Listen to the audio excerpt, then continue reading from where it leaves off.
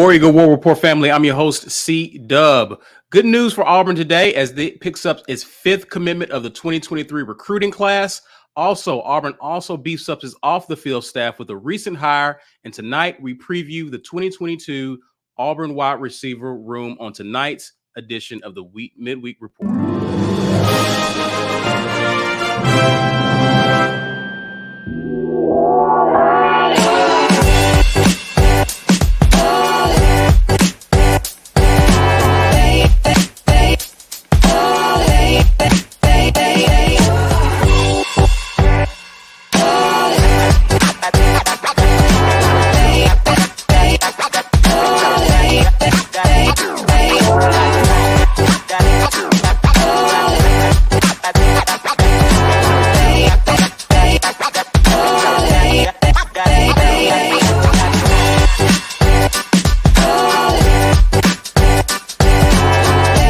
War Eagle, everyone. War Eagle, happy Wednesday. Happy Wednesday. All of us are here, and we want to welcome you to the latest edition of the Midweek Report brought to you by show sponsor, auburnsports.com. Guys, for the latest regarding recruiting and all news Auburn athletics, please head on over there to get your fix, your daily fix. Shout out to JG Tate.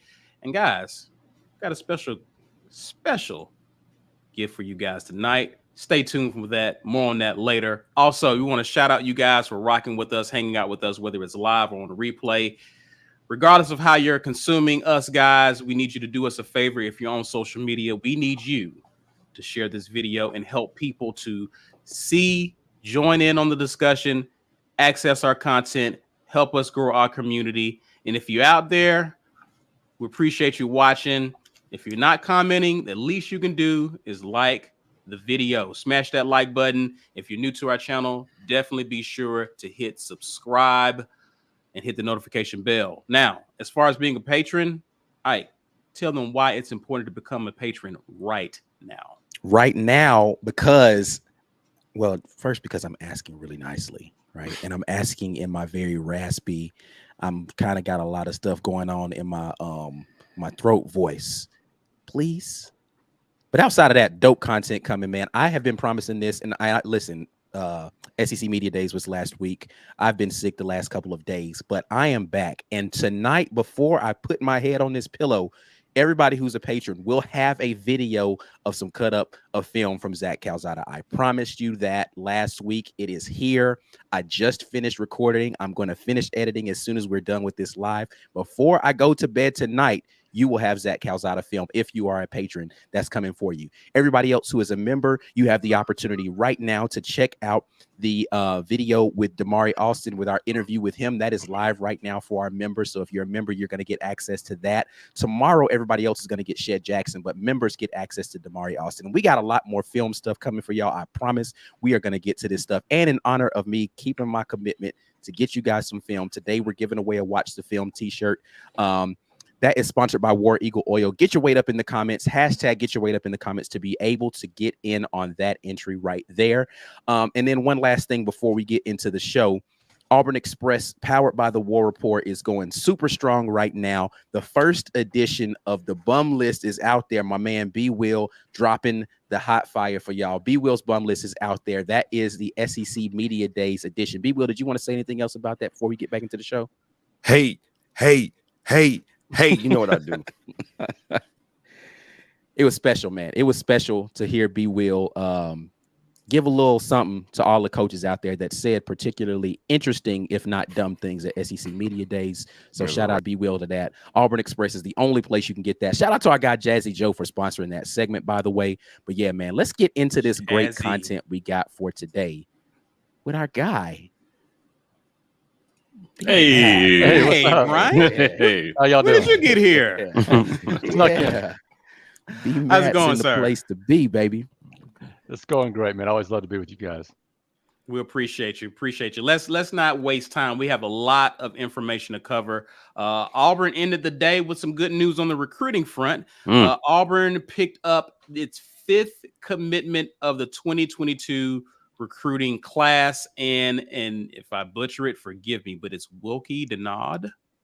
That's how I do it, but I'm terrible with pronunciations too. So Okay. your guess is Okay. as good as mine. Yeah, Wilky Something, Denaud. okay, something to like. I just had a feeling like I'm butchering it to the high heavens, but Auburn picks him up. He's a 4-star strong side defensive end, and he is coming in as the 32nd rated at his position in this class.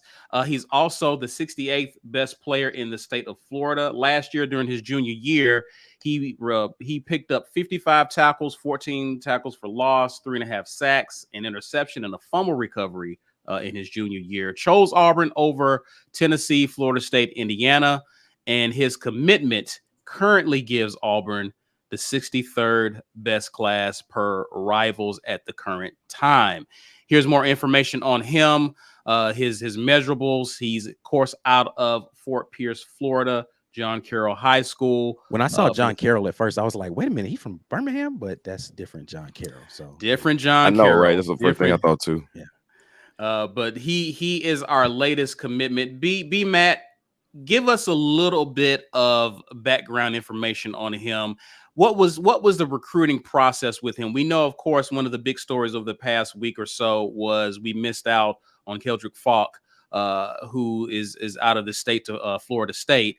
But talk about this guy's commitment and how early were we in on this guy? What was the plan for him in light of Falk? And give us the backstory on this. Well, Rock's been on him for a while, and the schools that he really narrowed his list down, he had about 16, I think, 16, 17 offers. It came down to Auburn, Tennessee, Florida State, Indiana. I think Auburn's need at that position, right, that they lose all but one edge coming back next year. Dylan Brooks is the only guy coming back, and we really don't know a whole lot about him other than what we hear, from coaches or other players, but we haven't seen him play yet in the college. So I think that was an important pickup. And the important things to know about Wilky are he's one of those guys that could play above his rating, right? He is a 4-star, which is good. And now all 5 Auburn commits are 4-stars, which is also good.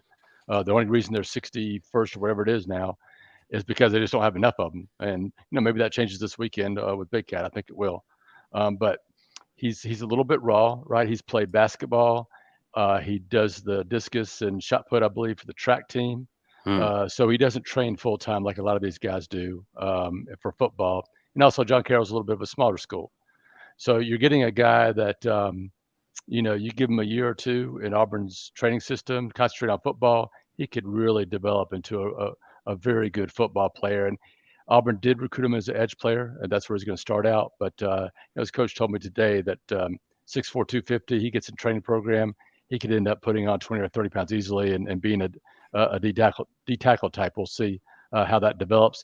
The other good thing for him, and I think for Auburn, is he's graduating in December, enrolling at Auburn in January. So he'll have a chance to come in and compete and possibly help Auburn right away, which is what they need at the edge position. Go ahead, Mike. Getting in the spring is huge for a lot of these guys to get ahead of the game in terms of getting in that weight room and starting to get your body acclimated to what where it needs to be at the SEC level. So that's encouraging to hear. Yeah, and I would say that Auburn's probably going to sign 4 edges in this class, and that includes high school guys, maybe a JUCO guy, and most likely, unless they get like instant impact 5-star type edge guys, like a Reuben Bain who's from Miami who visited Auburn, but probably going to another school. We'll see. But if they do land some of those guys, but if not, they can hit the transfer portal and would probably hit it in December right away to try to get a difference maker. What's been your take on Coach Rock? He's one of the newest assistants on this staff. In your conversations with him, what kind of feel do you get for him, and what kind of coach is Auburn getting at that position? A great person, a guy that really relates well to players, recruits, media like me, everybody. He just has that great personality.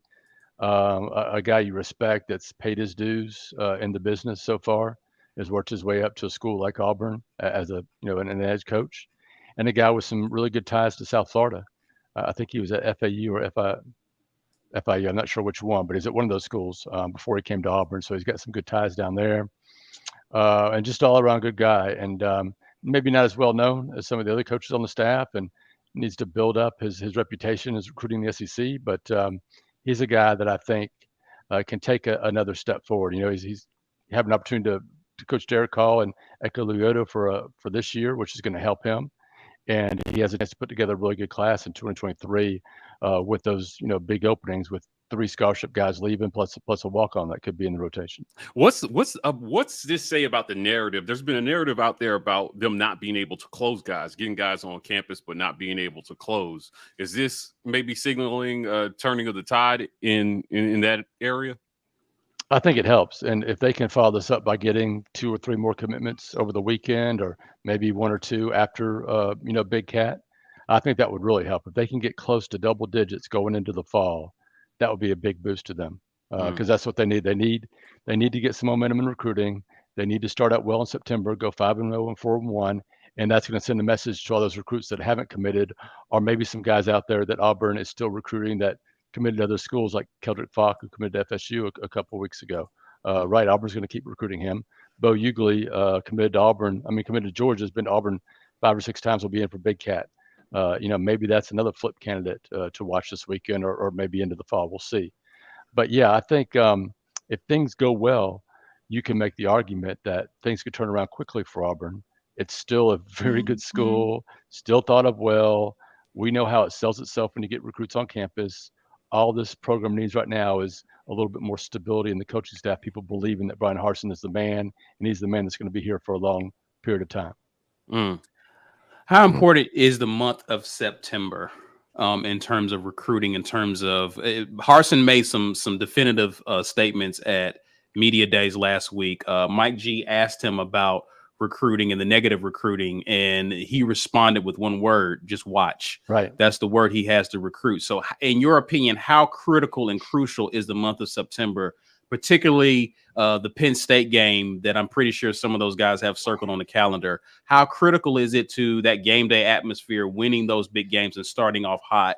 Do you think will pay dividends towards recruits? That was big, and that was actually the first thing I wrote about from SEC Media Days was that question and the watch thing. I thought that was important. And I don't think September is usually a very important month for recruiting because there's usually not a lot of great home games, right? And most top kids make those decisions in July and June and August, right? And put recruiting away for their season. And then if they hadn't made the decision, they get back to it in November, December. But in this case for Auburn, I would say September is important because they have those 5 home games going to October 1st against LSU, of course. And they have that opportunity to get off to a great start. And you do that combined with some good recruiting, and that just changes the whole narrative with Auburn. So I'd say for Auburn this year, it's vitally important. Yeah, we interviewed Ike and I interviewed Keontae Scott, and he talked about coming to the Iron Bowl and how that environment was like, whoa, I got to play here, even in a loss. Yep. I'm here. We heard some noise that Jordan Hare might be a blowout for the Penn State game. And again, you're talking about there's not a lot of great games in the month of September. People are getting their cupcakes in. It'd be huge if they can create an Iron Bowl type atmosphere for Penn State. Yeah. For some of these recruits, man, to try to get them envisioning playing, and being great on the plains, I think. Absolutely. It is a 2:30 kickoff, which you'd love it if it was a little bit later in the day, maybe a night game, but damn it, yes, CBS. that should be a big one, right? And it's Auburn, all orange, I think, for that game. Okay. And then, of course, you got LSU at home. They haven't set a time for that. You hope that's a night game. I freaking love playing LSU at night. That's just me. It's just that game belongs at night, in my opinion. But those 2 games, especially in Missouri too, in some ways, although it'll probably be an early game, that atmosphere at Jordan Hare is as good as you'll see around the country. Even though it's 85,000 or 86,000, not 100 and whatever thousand, but still the atmosphere is incredible, and it's so important to get as many kids here as possible. And that September game against Penn State and then LSU a couple weeks later are going to be really important for recruiting.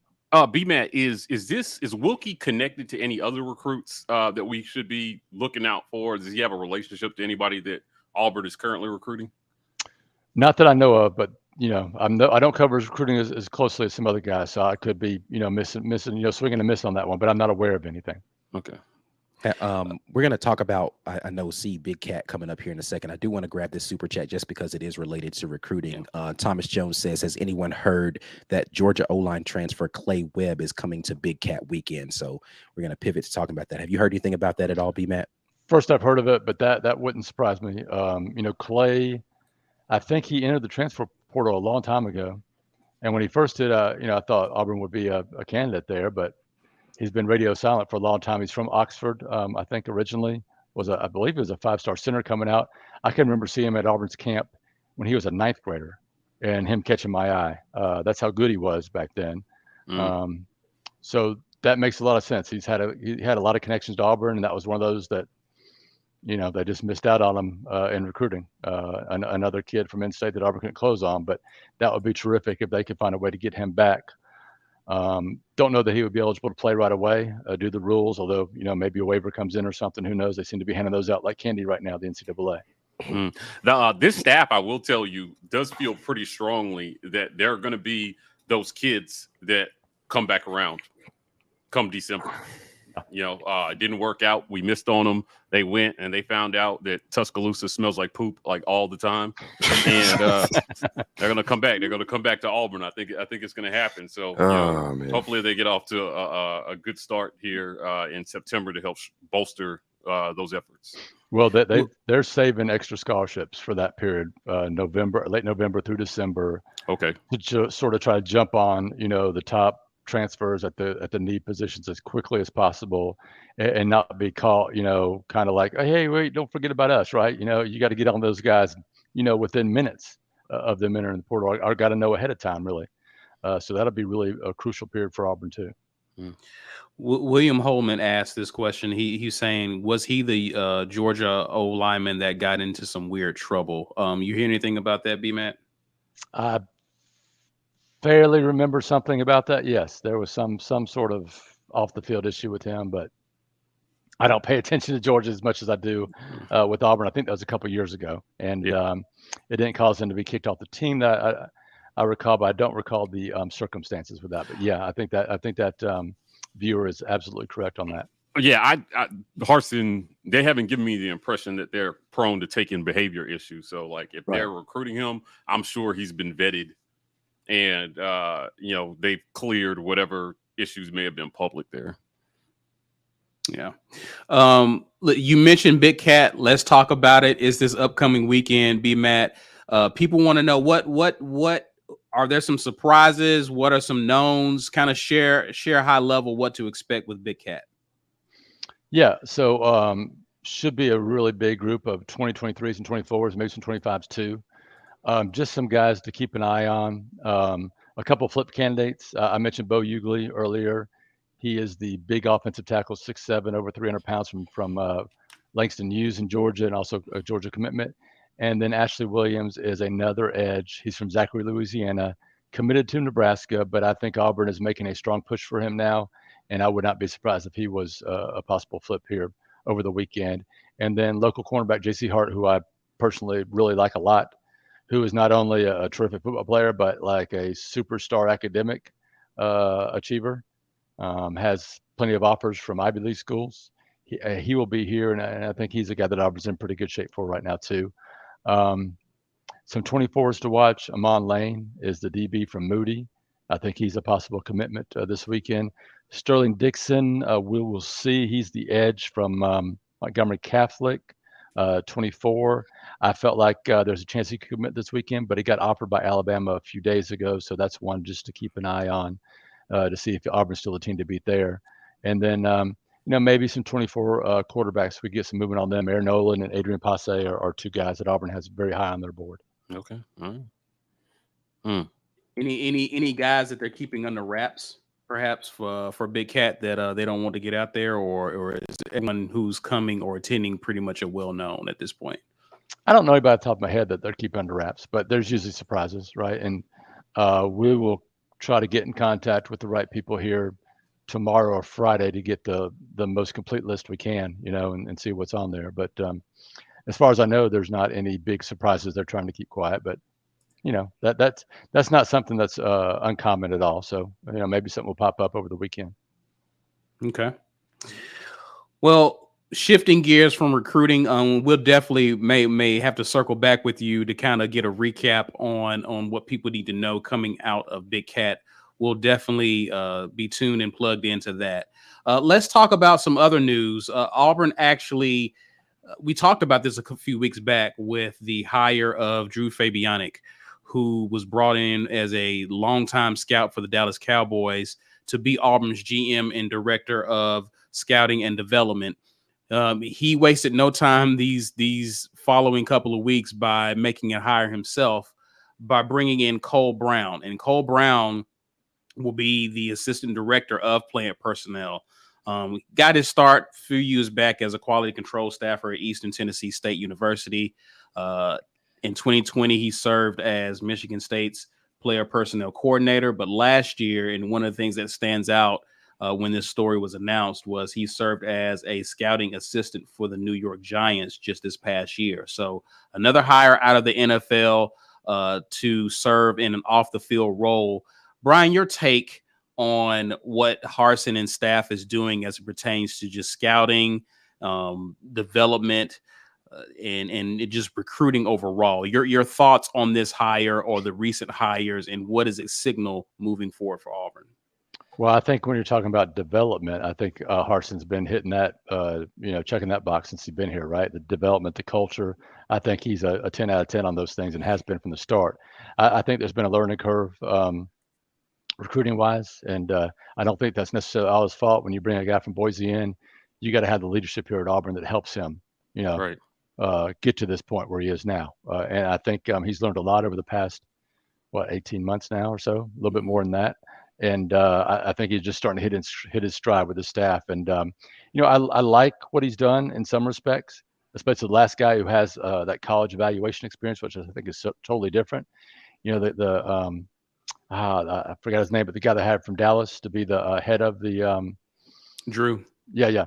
Drew Fabianic. Yes.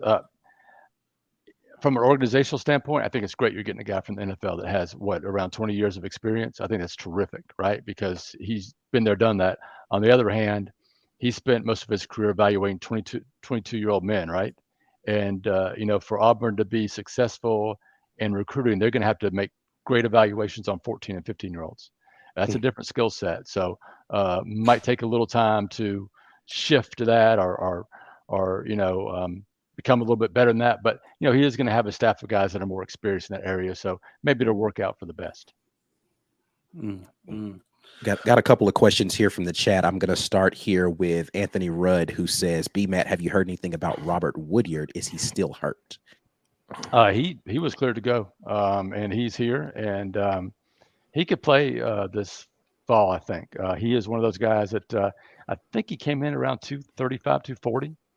I don't have the roster right in front of me right now, but he came in pretty thick, and he's a guy that is one of those guys who'll stick his head in there and between the tackles and be a really physical football player. And Auburn's got a lot of dudes with a lot of athleticism, a lot of strike ability, but they don't have necessarily a thumper between the tackles, and I think that's what he is. Yeah, that makes me think in certain situations, if he can pick things up quick enough and stay healthy, I think he can play right away. Next one we've got. Oh, go ahead. My bad. Yeah, I got it. B-Matt, Auburn Dad for Life. Appreciate you being on. He says, B-Matt, I heard we still have a silent commit this weekend. If not, when was it? Well, those guys I mentioned beforehand, I think some of those guys are, quote unquote, or could be, but I don't think it's fair to say this guy's a silent commit, right? Because that's basically saying he's committed. I'll let the kids, announce that. I'm not saying everybody I mentioned, but some of the guys I mentioned, I feel like have done that. And some of those guys, that's told Auburn they were committed or going to commit, they may change their mind, Right. An offer from Alabama a few days ago could potentially change somebody's mind on that. So we'll have to wait and see. Yeah. No letters of intent are signed in July. That's true. So indeed. Walt Taylor, appreciate you being on with us, Walt. He asked, any word on the I see what you did there, Walt. Auburn QB from Memphis. I'm assuming that's Brock Glenn. Is he talking about? Yeah. Brock Glenn. Brock Auburn Glenn is his name, I believe. Any word on him? I think he's a possibility for Big Cat. I'll believe it when he's definitely here, right? But he is one to watch. we'll see if Auburn can. It looked like Auburn was a team to beat. Then it looked like it might be Ohio State or Florida State.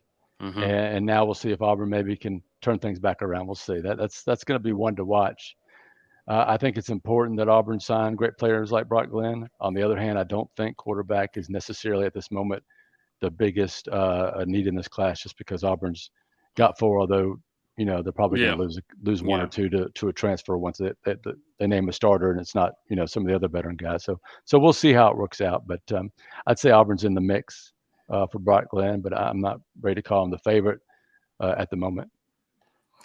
Jelani Thurman, he committed elsewhere recently, but it seems like he's another one of those guys that the staff is still recruiting hard and has a chance down the stretch to maybe get him over to the good guys. Your thoughts on his recruitment and what's the thoughts about him right now? Yeah, I think he committed to Ohio State. He is one of those Langston kids who he may be at Big Cat. We'll see. Several of them are definitely going to be here, including Bo Hughley. And he is a guy I think I put on the list to put on flip watch, right? I'm not predicting it, not expecting it, but he is a guy that Auburn's going to continue to recruit, is a top target, is just down the road at Langston Hughes, and will probably be making multiple trips to Auburn before the December 21st signing day. Tim Darden asks, not football, but is Tim Hudson returning? He is not. He is going to take I believe it's the head coach position at Lee Scott. He's going to coach his son, I think. Yep. So great for him. And the other thing is, a college coach, whether it's baseball, football, whatever, there's a lot of time demands on them, right? And, Tim's got younger kids, so this will allow him more time with his family too, being the coach over there. And as you mentioned, being able to coach his son too. So, and I would expect Auburn, I'm going to make some calls as soon as I get off here, but I think Auburn's going to make the move to replace him very quickly. I think they've already got the guy lined up and ready to go. Maybe an official announcement on Monday. Yeah, I would assume that they waited to even let this work because, listen, Tim Hudson's an Auburn guy. They probably waited to let the word get out. He probably told them weeks ago, hey, this is what I'm going to do. Let them get out there and get some groundwork so that it could be like Tim's leaving. We've got a replacement, not even having a gap in that time. So that would be my assumption. Right. Going back to football, Robert Smith asks, and maybe you know, maybe you don't, Brian. No pressure here. Is Calzada totally healthy? As far as I know, yeah. According to Harsin, he was released, full contact, ready to go out there, tossing around with those receivers, along with Robbie Ashford and TJ Finley and Holden Garner. I hope that's how you say it. But it should be an exciting competition. I know you're going to talk about wide receivers, which I think is the most wide open position for Auburn this fall, because I think you can go down that list of wide receivers Auburn has right now, and every one of them, other than maybe who's the kid that hasn't played for his JJ Evans. Yeah. Other than him, I just can't see. I can make the case for just about any other guy to step up and take a job this fall. So that's going to be good. But back to quarterback, I'm sorry for going another direction, but it's going to be Zach Calzada, in my opinion. That my opinion, may change as we get through fall. And I think Robbie Ashford has a great chance, if he doesn't win the job, to have some sort of impact this fall, maybe some kind of package, maybe as a top backup. One last question here, unless any more come in. SS Austin asks, have we heard anything about Mba? Thanos. Yes, I've heard a lot of things about Jeffrey Mba. They've all been over the top positive. Things like, I've never seen anybody his size move the way he does. And I'm talking about it in summer workouts, right? Still a raw guy, still coming back from an injury, but he's healthy now. But a guy that, if everything we're hearing is correct, gets some playing time early, gets better and better as the season goes on, and eventually could be a real impact defensive lineman for Auburn. Big dude. I think he's around 285, if I'm not mistaken, and can really move. So I think he could play, the 5 technique, the defensive end, or slide inside the D tackle too. Brandy's watching with us. She's on. Girl, Brandy Mack, what's up?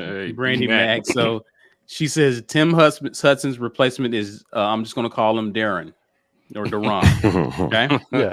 Darren Schoenrock. He was the former coach at Memphis, and I think him and Butch have coached together at several Yeah, places. he was on the Mississippi State staff. Yep, and I think he Right. coached at Georgia too. I don't know if if they were at the same time at Georgia, but I think he coached at Birmingham Southern, which Butch was at.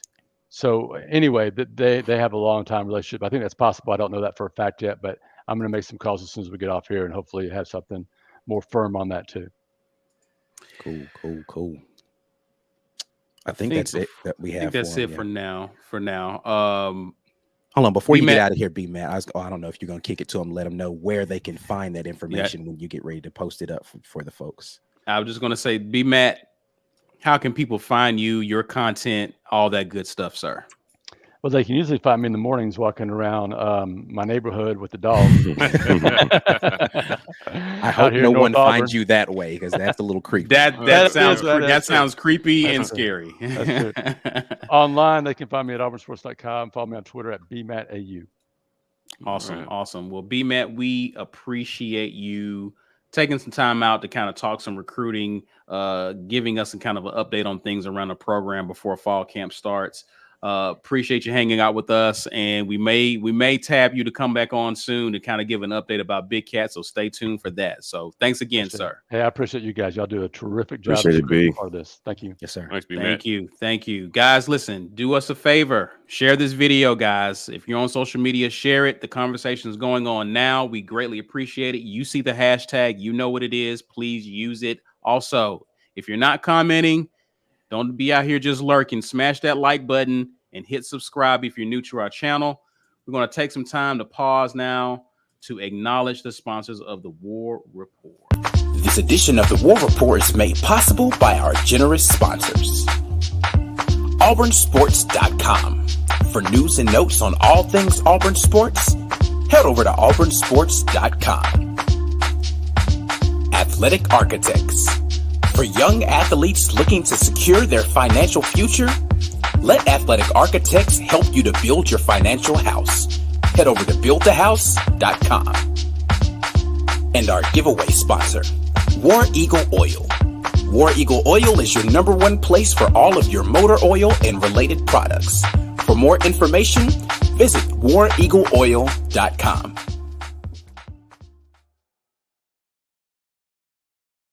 And for those that don't know, now you know, the War Rapport is dropping the hot fire for y'all this summer, going into the fall. We got all of the great interviews. If you are a member, then you've been able to access some of these interviews a little early. That's people like Shed Jackson that are going live tomorrow, and our guy Damari Austin. We'll show you a little quick clip from that interview that went live for members this past Monday. So if you are a member, that's already live for you. And we got something new coming up. I'm not going to tell you about that one yet. Monday, we'll talk about that Sunday.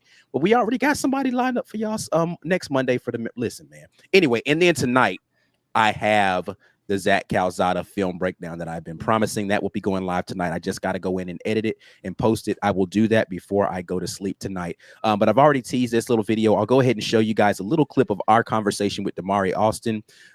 Really great to sit down with this young man and talk about his future with Auburn. Asking you a little bit about why you chose Auburn. The reason I fell in love with Auburn is really just because, like, the family atmosphere.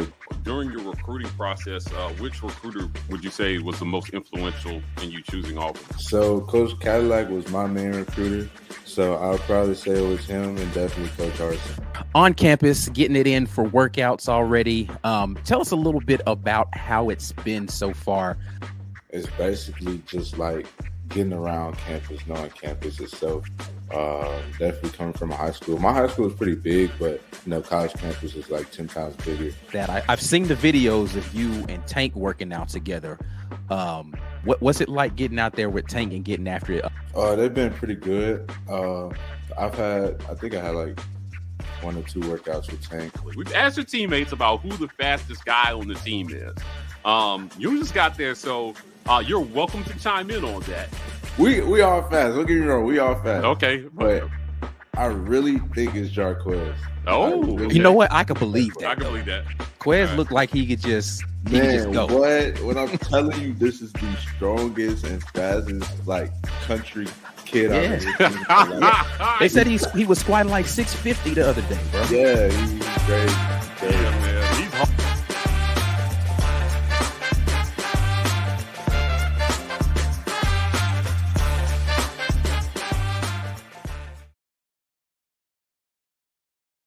Absolutely a great time talking to Damari Austin. That interview, again, is live for our members right now. You guys can go ahead and check that out. If you are out here in the comment section and you want to get in on the drawing that we have going today, sponsored by War Eagle Oil, you need to hit hashtag get your weight up right there in the comments to be able to enter that drawing. And we will do that drawing here in about 25 minutes, but you got to be present to win. I don't like having to hit the button twice to do the drawing, man. Be here so that we can get this out to you and get it in the mail, all of that wonderful thing.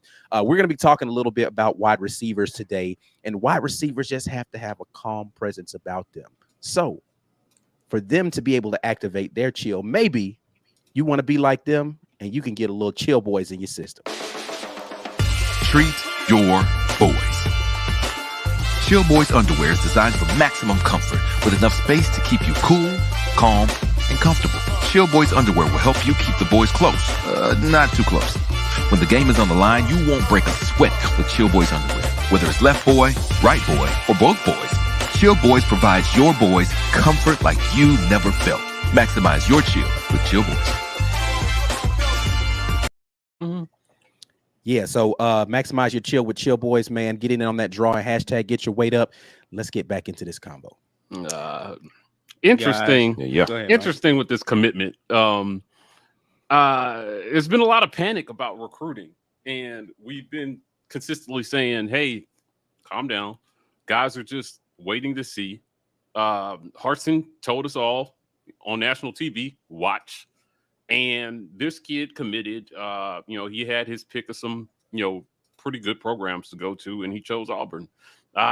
This is not an insignificant commitment. I don't think any commitments are insignificant for them at this point because they only got 5 commits. But on the eve of Big Cat Weekend, this is a great pickup. This is a great signal to say, hey, we're working. We understand we're not ahead of the curve, but they were working at a deficit when they came in anyway. So yeah, I like this. I like this get. I like that it fills an immediate area of need for next year. I like that he's going to get her early and get in the weight room and start to get his weight up. And they got to go out to Big Cat Weekend, man, and get a few more. Man, if they could come out Big Cat Weekend with like four extra commits, that would be huge. That would be huge for the staff. I think that'll be major. If I know B-Matt said they would love to get the double digits in terms of recruits by the time the season starts. So if you're able to achieve that, that's good as well. So there are 4 linemen. There are 4 linemen on that Big Cat list that will be here, offensive linemen. Mm-hmm. Bo Hughley, his name is starting to bubble up now, so I feel a little bit more comfortable talking about it. But I think they feel pretty good about possibly, if we get off to a good start, flipping this kid.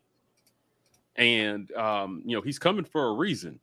Either he's coming for free food or, maybe he is actually looking at Auburn. He just wants to see what it's going to look like, when they get here. I just know when they get to Tuscaloosa, after 5 minutes, they're going to be like, what's that smell? Is it going to smell like that my whole college career? Like, come to Auburn, man. It's fresh down here. Fresh down here for sure. Well, we got to make you head of recruiting. You need some input on recruiting, dog. You just these are the head tactics. Put Mike G and Trevon Reed together and watch the magic unfold. Yeah, I'll be sneaking into Bama's like whatever they call it, elephant dung weekend or whatever they call their thing. Right? I'm sabotaging everything over there. I'm sabotaging all that shit. Listen, the season is right around the corner, so it's preview time. And so we're starting to talk about position groups. And for tonight, guys, we decided we will kick things off by discussing wide receivers. Mike G, you was on Blackersby show early this morning talking receivers. And apparently, I didn't watch it, but apparently Blackerby spilled the beans. Yeah, man. I was like, I didn't know. I didn't know how to react to it. Yeah, I didn't know how to react to it. I was like, well, yeah, we got Coy Moore is going to be. I'll just tell it so y'all don't have to worry about. Ain't no need to be secretive since it's out there. But interview with Coy Moore Monday.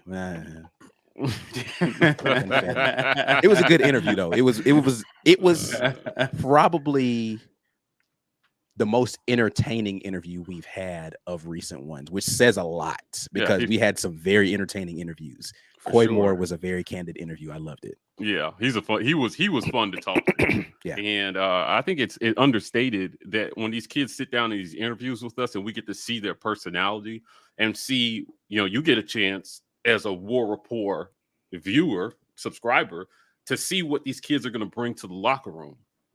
Right? Yeah. Personality. They're going to bring, motivation, teamwork. Right. I mean, Coy Moore is about, he's got goals. This kid has goals, and he let us know about them. So can't wait to release that one for everybody, certainly. But, these interviews are a chance for everybody to get to see, what these kids are bringing to the Plains, the intangibles that they're bringing to the Plains. Indeed. Well, listen, we're getting into previewing this wide receiver room. Let's take a look at the wide receiver room, and I'm gonna read off some stats while we kind of look at this graphic here. And I'll remove this real quick. I don't know if you had anything. You didn't have anything down below, but a few things to note about the wide receiver room. In 2021. This group accounted for a total of 157 receptions for a total of 2,083 yards and 12 touchdowns. Now, we'll focus our attention briefly to the right side. Nice touch there, Ike, with the he gone section of this list. Out. You're welcome. Goodbye. So we see Kobe Hudson, of course, Elijah Canyon, Demetrius Robinson, who is also his eligibility, Kalen Newton, who went into the portal, Jackson McFadden, and Malcolm Russell. Those two at the bottom. I think Jackson may have gotten a little playing time, but no production. I think it was more special teams, and he got some like garbage duty stuff. But nothing for real. Yeah.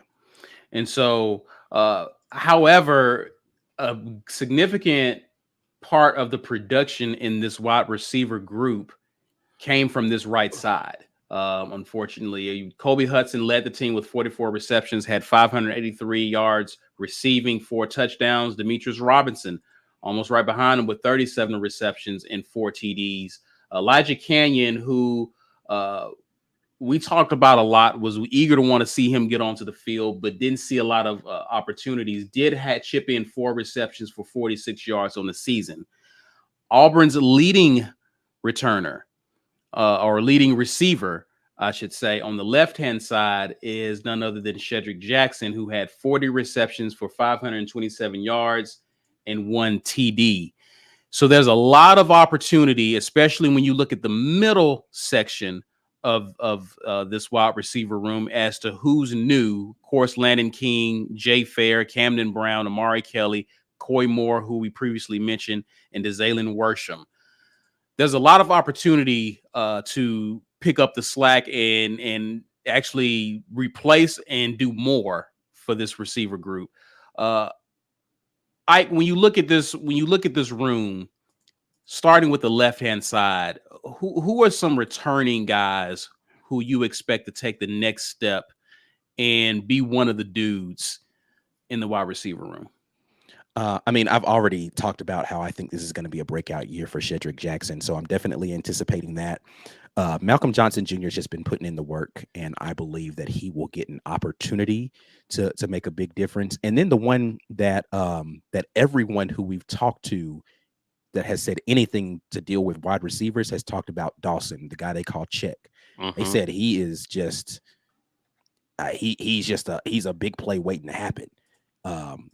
Quick and fast. Somebody said he just runs like a Florida boy. I forgot who it was we were talking to. Said he just runs like a Florida boy. He was shit. Yeah. So those 3 from the ones that have been here for the while are the ones that I'm anticipating probably having the biggest leap in this season, just from their previous productivity. And then, I'm really hoping I get to see something from Capers this year. He's the mold of a receiver that we need. Big body guy who can run the routes over the middle. We saw that during the A-Day game. He's not afraid to take those routes over the middle. So hopefully he can make the leap in this season. But those first 3 that I named are the ones that I'm anticipating making the biggest leap. Malcolm Johnson, just because he hasn't seen a lot of playing time. Shed Jackson, because I think he's putting in a ton of work. He's beefed up a lot. I think they understand what his role in the offense needs to be a little bit more clearly this season. He's stepping up in a leadership role. And then again, Dawson hadn't really had any playing time before now, but making a ton of plays. they talked about him. You know, he was infamous last year in camp, right? All the plays he was making all over the place. This year, I think we're going to see that play out on the field. So looking forward to those three in particular from that returning column. Mike G, B Will, get in here, man. Who when you look at who's returning, who are you expecting big production from? I expect a lot from Shed. Y'all, excuse me, Mom. Had a little gunk under the weather in this as well, but I expect a lot from Shed. But I don't want to say it's a concern, but I think Shed's ability, number one, as a fantastic blocker. Tavares Dawson, he may be lightning in the bottle, but he's not the size that Shed is. Like, Shed is sturdy. He's a big dude, and the value of a guy like that who's not only willing but physically built to block as well as he already was doing before last season even. I don't want to say that Shed ends up, he's not going to be a decoy like he was in years past, but I don't think he'll get the ball as much as other guys because they're going to need him to block. He's going to be on the field, I expect, constantly. I don't expect him to be the number one target, though, for that reason. If there are guys who are quicker, from everything I'm hearing about Tavares Dawson, I expect him to be getting a lot more targets, and I'm really curious how they're going to spread this around, man. We got different guys with different skill sets and body types. And let's just say this. Throw to the open one. Let's just say this. This is one of the few times I can remember in recent history where we can say that about multiple positions. Running back, quarterback, wide receiver, where I'm like, I feel good about a lot of guys we have in these rooms. Like, I don't feel bad if one person goes down. I'm like, oh, we got such and such, though. Oh, we got such and such, though. Like, I just really feel good about the rooms that we're putting together in those three skill positions specifically. Tight end, I didn't even mention that, but good Lord, man. Oh, yeah. When is the last time you can remember saying that? Right. Yeah, it's been a minute. I mean, I don't know if I could ever say that about tight ends, but just with the, to your point, Ike, especially quarterback. Running backs, we've been fortunate to have a few here and there. But receivers, all of them at once, it's been a while. And you have to imagine improved production from the offense, knowing that you have several dudes in multiple rooms. That has to make you feel better.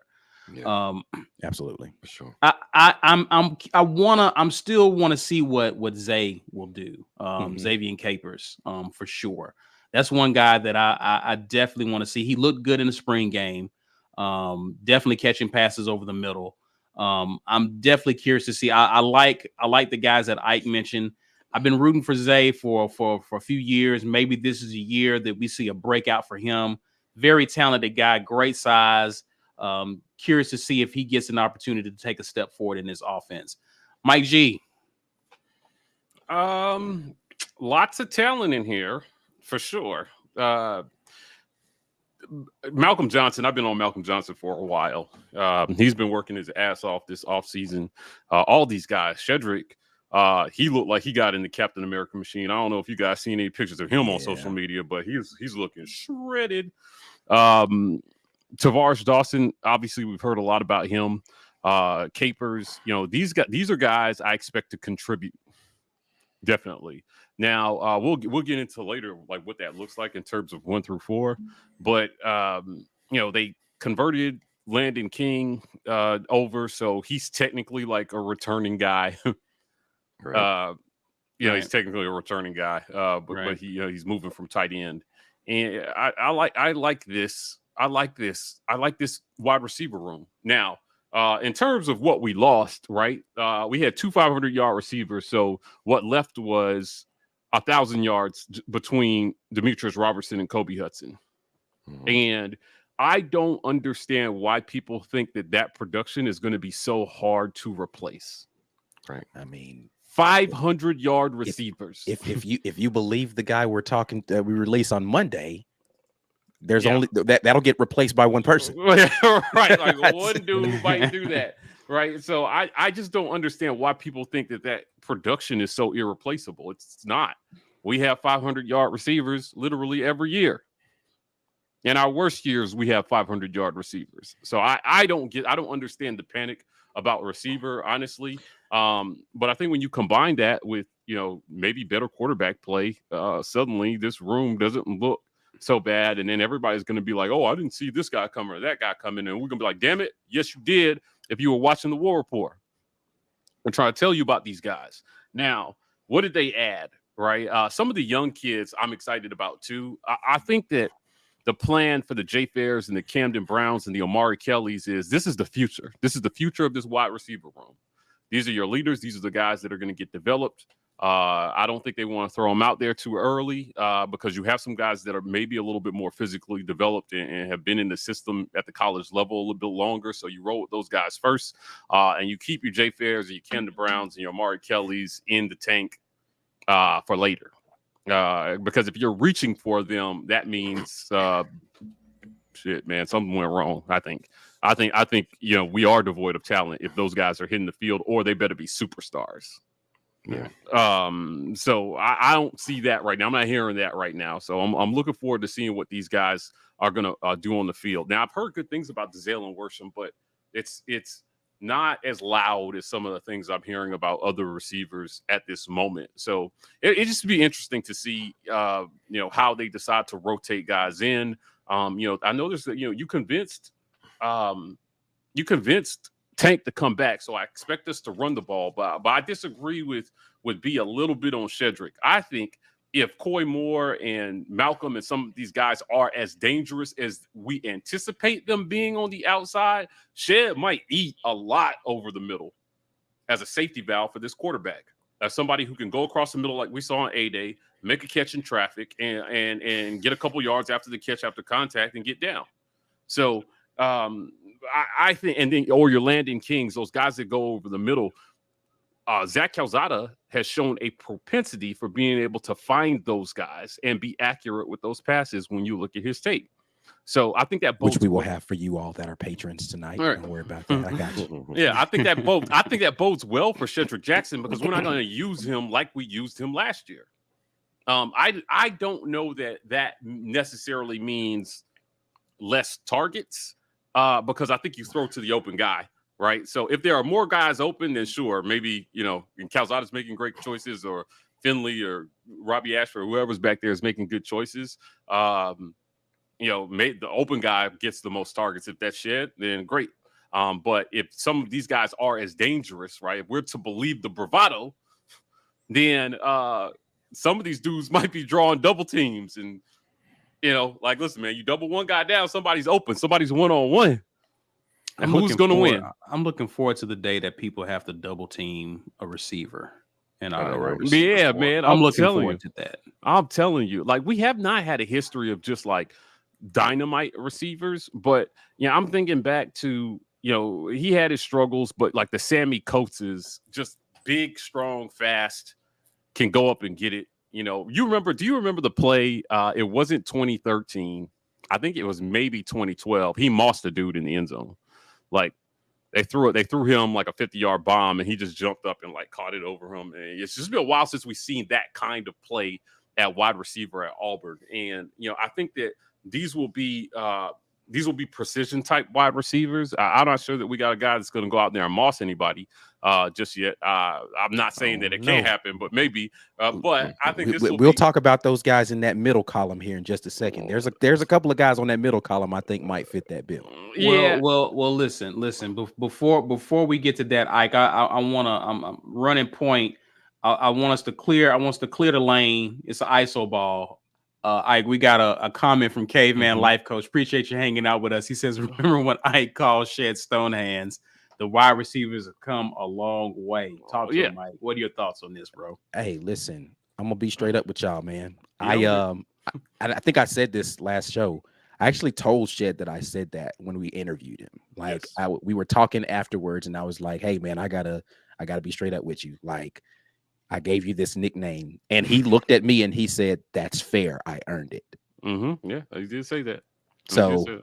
Now I'm an even bigger Shed fan. I was like, hey, listen, man, if you're owning up to the fact that you recognize you were dropping it earlier and you turned that around, and listen, I haven't called him that. Last year, no, I think you did not. That title for me. Yeah, right? You did not call him that. And I think that, again, he's making the progress necessary to continue to be a leader in that room. And I think he's going to continue He's going to get his opportunities early because he's got the seniority. His job is just to go out there and literally not drop the ball. If he's where he's supposed to be and he secures catches that come in his direction, they're going to continue to give him snaps. I think that that's just because he works so hard at the other things. They know he can be reliable in the blocking scheme. They know that he's a guy who's going to go out there and do what he's supposed to do. If he's where he's supposed to be and he's securing catches, Shed Jackson will get targets and he'll continue to be an integral part of this offense next season. I believe that. Yeah, I think he can eat. I think Shed could eat this year. So, I mean, we'll see. But Ed Darby asks, do we have a playmaker wide receiver on this roster? Man, pull the list back up. Right, I'm yes, sir. Will do. Take it away, Mike G. Who are you eyeballing on this list? The Coy Moore. Listen, Coy Moore. This guy has Harsin singled him out at media days. His teammates have consistently singled him out this offseason. He has come in and in a short amount of time made a huge impact in that locker room and on the practice field and in the indoor facility. They have described him as a guy who never misses. Now, we heard the storylines about drops last year. So this is huge. Having a guy described as somebody who never misses, executes every single time, every single opportunity. I think this could be great. Now, he came out of a program that has been producing wide receivers. They've been identifying wide receiver talent at a very high clip at LSU over the last 6 or 7 years. Great talent coming out of that program. So I don't know why anybody would be of the opinion that just because he transferred, it was because he couldn't hack it there. I'm ready to kill. I want us to kill that narrative right now. Just because a guy transfers and he didn't see the field, because the people making those decisions are imperfect. Yeah, and there's a lot of circumstances. Again, we talked to him about this very thing in that interview. So when you guys who are members see that Monday, you're going to hear his perspective on it. There's some other interviews with him out there, and he talks about his journey, but you know, he was super candid with us, man. He was super candid, and I love his confidence. He's got a ton of confidence in his abilities. If he's half as good as he says he is, he's going to be amazing. Yeah. Now, listen, he can't throw himself the ball, certainly, but he's putting in the work this offseason, and all I'm saying is that let's give these kids a chance. I don't believe in crapping on them before they've taken a snap or played a down. Right. Come on, man. Let's give this kid a chance to come out here and show what he can do. Now, we've seen high-profile transfers. We've said it over and over on this program. Jamison Williams couldn't see the field at Ohio State. He was all-world at Alabama. And if we can have a quarterback deliver the ball on that level to these guys, I think he has a chance to show off what he can do. I trust LSU's talent evaluation at wide receiver, certainly. Despite I trust Ike Hilliard's evaluation. Yep. Right. So despite the dysfunction that was going on inside that program, listen, they've always had dogs at wide receiver. They have. Right. And sometimes you can have too much talent and not enough spots to start. Right. So I don't know. Like, there was a goofy on social media last year when I was questioning about the quarterback position, and I was saying, you know, it was just the dumbest argument about, like, so you think the coaches are intentionally starting the worst player? I'm like, no, that's such a stupid argument, right? Just because a guy earned a starting job doesn't mean he's ultimately going to be the best guy, and it doesn't mean that the guy on the bench couldn't hack it. Right. We've seen it over and over again. Some of the best quarterbacks in history won their job due to injury because they weren't identified as the guy initially to start the season. It can happen. And I think that somebody like Coy Moore deserves a chance to come here. He's excited. He's motivated, right? Somebody told him he wasn't good enough. Hell, somebody told Michael Jordan he wasn't good enough at some point in high school, right? We've heard them stories. So let this kid come here and do his thing, and let's be excited. Let's be positive and, you know, optimistic about the chances that he could come and bring something to this wide receiver room that everybody crapped on last year. I didn't feel like a lot of that criticism was fair. I still feel that way. But if that's not to say that they didn't have areas of improvement that they needed. to get better at. But he brings instantly something to this wide receiver room that our fans are going to find out, I think, in the first couple of weeks. If he is that deal, listen, man, you might see some 100-yard, 150-yard receiving performances in the first 2 games.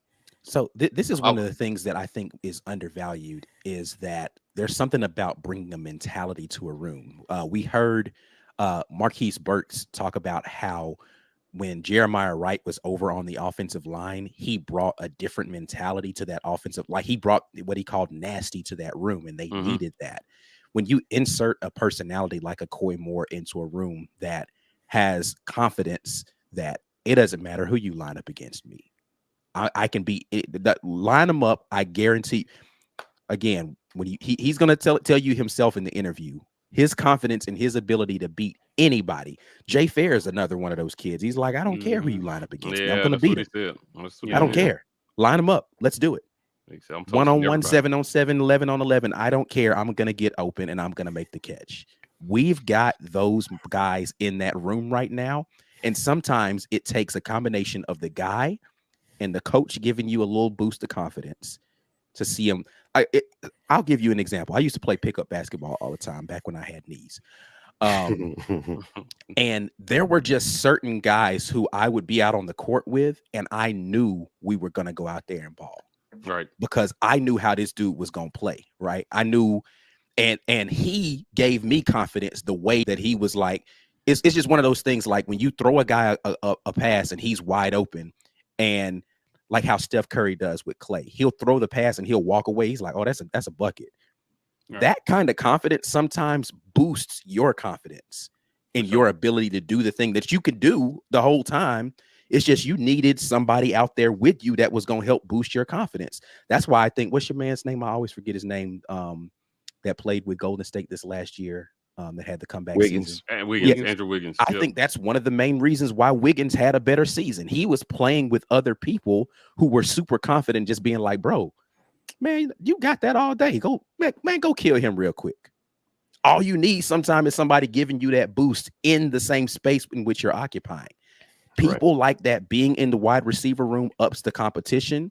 And then on game day, you telling me Landon King out there doing what he did at A-Day, watching somebody else make a big catch on the sideline. Go back and watch the A-Day clip of, there was a tight end out route that Holden Garner threw that a guy caught, and he caught it in traffic because the DB tried to bait it. If you go watch that, it's on. We have the clips posted from all the throws from A-Day. Go watch the Holden Garner one. There's a throw that he made on that out route. Landon King went absolutely nuts when that wide receiver came down there with that catch, basically talking like, man, he can't hold you. Like, that gets people jacked up. Landon King in that room, Coy Moore in that room, Jay Fair in it. Yeah, they finna be going out there on Saturdays on confidence level on 1,000. Yeah. That makes a difference whether people want to believe that or not. Right. And so that brings me to my worry about this room, and not in a negative way. I wonder if, I still think the biggest difference that Harsin has made here at Auburn so far is development. And that's been clear from the jump. He wants you to be a professional. He wants you to learn your position, which is why we have a position coach, a wide receiver that played it pro and coached it pro, instead of a guy who converted there in college as a wide receiver, coaching the wide receivers. So what I wonder is, now that you have development, you have a strength and training regimen that allows you to bring the best out of people. You have a competitive atmosphere, and we know how important competition is to Brian Harsin, that is bringing the best out of people. And now you have a coach that is also bringing the best out of people. That makes me believe that when I'm looking at that list of those players, I can assume he's going to be at his best. He's going to be at his best. He's going to be at his best. Oh, he's going to be at his best. That's going to be nasty. What that makes me worry about is 3, maybe 4 spots on the field. I am so worried. Not worried in like, oh, it's going to be terrible for Auburn. No, not like that. The atmosphere he's creating, the development that he's pitching, is going to give players a reason to stay and get better. But, and it also insulates against injury. Big deal. But, man, what could we be missing out on? And I'm always going to wonder that. And it's not that it's an issue right now. We have no idea. If Coy Moore is who we think he is, he's locked down one of those spots. If Shedrick just continues along his path, he's locked down one of those spots. We got one more spot, maybe two.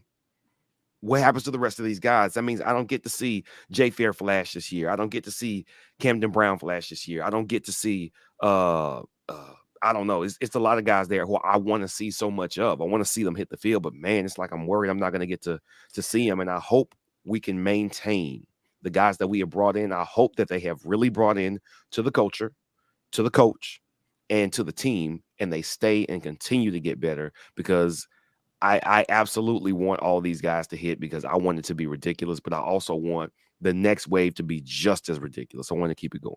Yeah, I'm not sure that's a worry though. Like with these guys, I mean, as long if there's a plan for development and these guys understand where they stand, like, you know, we heard things about, you know, Harsin is rooming Jay Fair and Holden Garner together, right? They're roommates.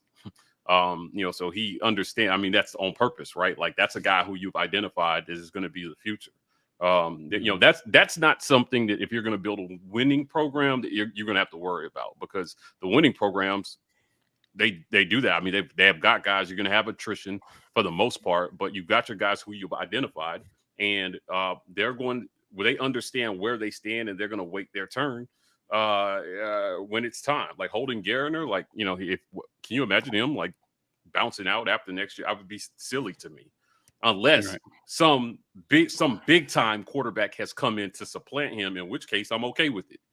But you know, at the end of the day, you know, when you have talent abundance, you know, to me it just is what it is. And I hear and understand your worry, B. Will, but that's coming from this damaged poverty mindset that we've had at Auburn, which says that man, we're gonna miss out on something because number one, we weren't playing the best guy, or number two, people in this new transfer portal age are gonna dip up out of here because they'll get discontent with their role, and we won't be able to replace them. If we can start to live in an abundance mindset of, okay, we've got an embarrassment of wealth right now, and we have the ability to reload that, we'll never have to worry about that. But it's going to take whoever gets chosen as the first guy to go out there and kill it, though. Right. Because the discontent will come with you're watching somebody on the field not produce. Not as good as you. I know I'm better than this dude. That was one of the issues in previous years, because you didn't have a plan of development. When you missed on a guy, it hurt worse because you missed on the guy that you went with. The guy behind you got mad and left, and so it was 2 L's in one. But now, if you do have a plan of development in place and a guy leaves, there's a reason he left. Like you're the guy in front of you. You got guys and perhaps other guys who can step in because there is a plan to make these guys better. Assuming that guy leaves now. So it's not like things of old, to Ike's point. But not only the miss, but the coach's willingness to die on that hill as well too.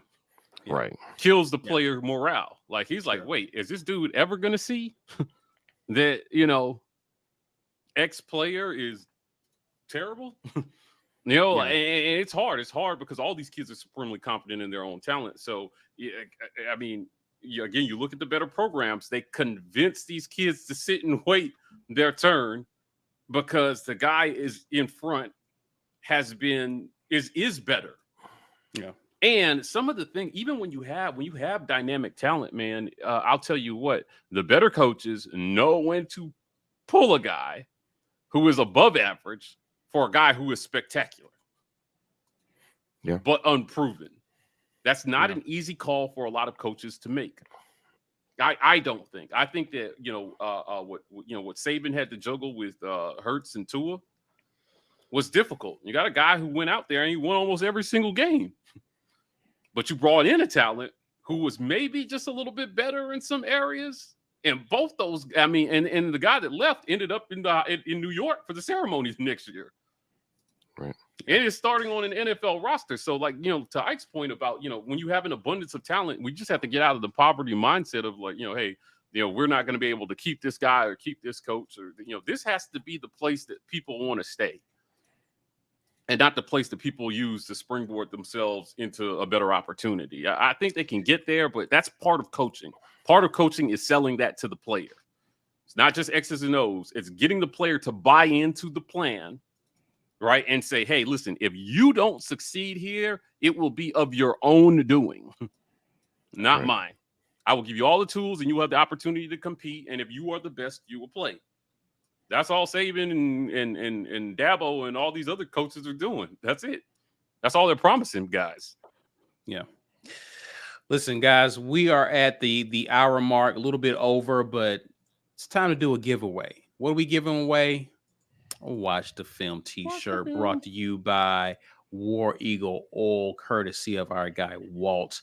Drop hashtag get your weight up in the comments to enter to win, guys. If you want this shirt, in honor of some amazing footage that we are dropping soon. All right, where are we at with the entry, sir? 77 entries, 77 people have an opportunity to get a t-shirt tonight. Who is it going to go to? Courtesy of War Eagle Oil. Make sure you hit wareagleoil.com for all of your motor oil needs. Again, that is for anything car related. Tony Williams is our winner right now. Tony, are you still here? That is the big question.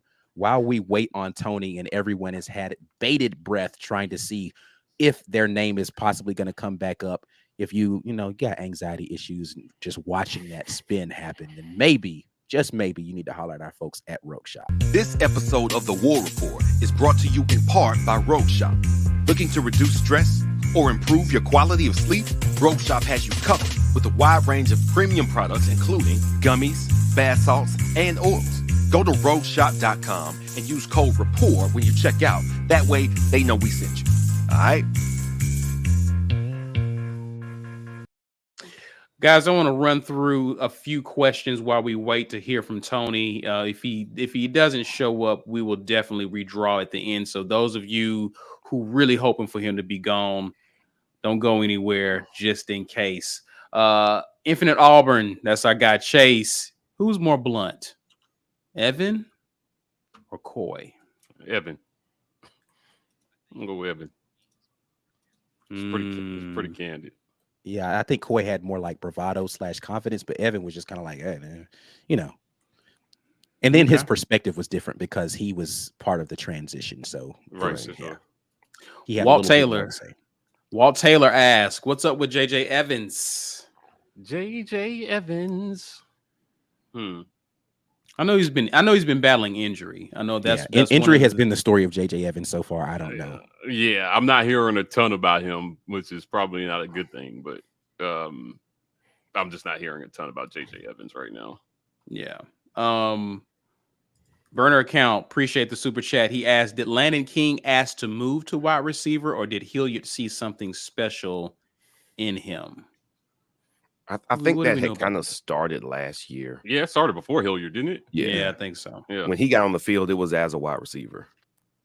Last year when he made that touchdown catch in the Iron Bowl, that was he was not coming from a tight end spot.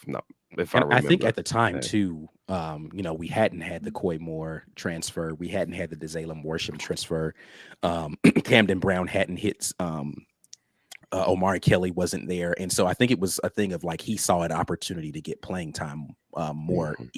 I won't say easily. That tight end room is really stacked. Yep. And he just knew, and he was a playmaker. So they're like, we need playmakers. So let me get a guy who can go out here and catch a couple. When somebody asked earlier about jump balls, like I think Landon King's the guy that can win some of those, right? Yeah. And so, I think it was more. I think it was a little bit of both. I think he wanted to get more playing time, and Hilliard was like, I can use you. Come on over here. Right. Got one here, guys. Jordan Bowens here says, how did this room contribute to special teams? It's a very good question. I'm not sure they've hashed that out yet. I think that might be a fall camp thing. Yeah, so, I'm just like, from this room, JJ, of course, last year played a little bit of punt return. He did. I don't see any reason why that could not come back this season. But who else from this squad? Tavares, man. The quick. Yeah, Dawson probably. The thing about the difficult thing about fielding punts is the fielding portion of it. Like they're all athletes, right? But like you just kind of have to make really quick decisions on when to field, not to field. We saw that last year with D-Rob, right? Like D-Rob's fast, quick, but does he have the decision making to know this is a time to field? This is how I communicate to guys to get out of the way. You know, when I secure the catch, am I making the right decision on fair catch versus taking it upfield? Am I a tackle breaking type of guy? Can I take a hit if somebody's like, there's a lot that goes into fielding punts at this level. And then when you get up to the NFL level, that separate elite returners, right? Right. And the question is whether or not we have one of those guys who can be elite at it. I don't know the answer to that because I haven't seen it from any of these guys. I'm pretty sure all these guys returned kicks in high school. But who's going to be the guy at this level? I don't have the first sight. The only person I've seen do it is JJ. I'm sure Tavares Dawson, you know, again, they call him Chet. I'm sure Chet can get out there and do some of that stuff. But I don't even have the first clue where to begin on that list for those. Let's see here. Walt, our guy. Do you guys think, and appreciate the super chat, sir. Do you guys think there's an advantage for us having Coy and Zach? Did we lose it? No, that was do you think there's an advantage for us having Coy and Zach in that they have had time with other programs and their coaches and players? Like, here's what we did, or here's what coach said about this look. Yeah, I don't think there's anything wrong with bringing an outside perspective into the room, especially if it's a winning one. Certainly. Right. I think fresh perspective is why we fired the last dude, right? So bringing a little bit more fresh perspective in this offseason, I think is a positive thing. I wouldn't look at it. You chose to bring those guys in. Mm-hmm. You know, they didn't come uninvited. They were invited. So their perspectives and the things that they've learned, and you know, when we interviewed Calzada, he talked about some of that stuff. And it's not uncommon, you know, Ike, when we sit down with Chris Todd, he references his time at Texas Tech with Mike Leach a lot about the things that he learned there that helped make him a good quarterback, that he brought into Auburn with him and helped him set records in Gus's first year as O coordinator here. So I think it's a good thing. I think it's a good thing for some of these guys to bring in a fresh perspective. You know, maybe fewer bad habits for them to unlearn. And then hopefully that's contagious. Hopefully that spreads to other guys and they take on the better parts of that. And we see that on the field. All right, guys. We're at a point where we're going to talk about it. But Exclusive TV asks, in your opinion, guys, who starts week 1 at wide receiver? I thought I knew the answer to this 3 months ago. Now it's changed. Go. Hey, bring the players back up. Yeah, let's look at the list. Yeah, of course. That's why we got graphics. I'll bring the players back up. Here we go. Okay. All right. I think Shedrick's is a lock, and I think Coy Moore is a lock. Absolute locks. Okay. Coy Moore has made it into your starting lineup already. Once I saw a video about him for when he recruited to LSU originally. I think it was 2019. And I just really liked his work ethic, man. His story coming up, how he came up with his brother. I was like, man, this dude could be really good. And so all the feedback that we've heard so far this offseason, I was like, oh, there's no way he's coming here to be anything but outstanding. I mean, the room he was in was just like the NFL room at LSU. How do you come here? How do you watch those guys do what they did and come here and have plans to be anything but outstanding? So I think Coy's on the field, Shedrick's on the field. Whether they get the first snaps of every game, they will get the majority of snaps for their position, for their respective wide receiver positions. The third one, I don't know, man. I don't know if they're going to put Shedrick inside to kind of be close to the line and do some blocking. I don't know if they're going to put him outside because word is he's got the speed, man. And he's not the only person. Remember, we interviewed Robbie Ashford. Robbie told us Shedrick was the fastest wide receiver. And I was like, really?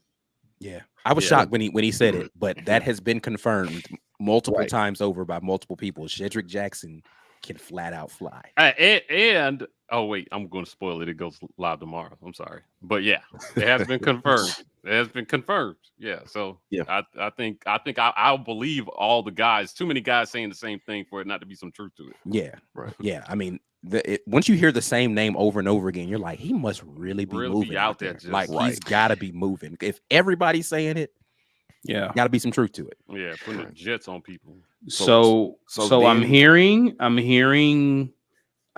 two. I mean, I got two people, Shed and Coy. Who would the other two be? Oh, Jesus. Yourmom.com. My mom will not be starting, Mike G. Okay. She'll be at home. Nor will mine. Tavares Dawson, we've heard just as much positive about him as anybody else, but my wonder for him will be effort and blocking. And it's not that he can't do it, because I don't think any of these guys will be able to give any less than 100% effort and even see the field. So if they get out there, it's because they're going to do their job. Mm-hmm.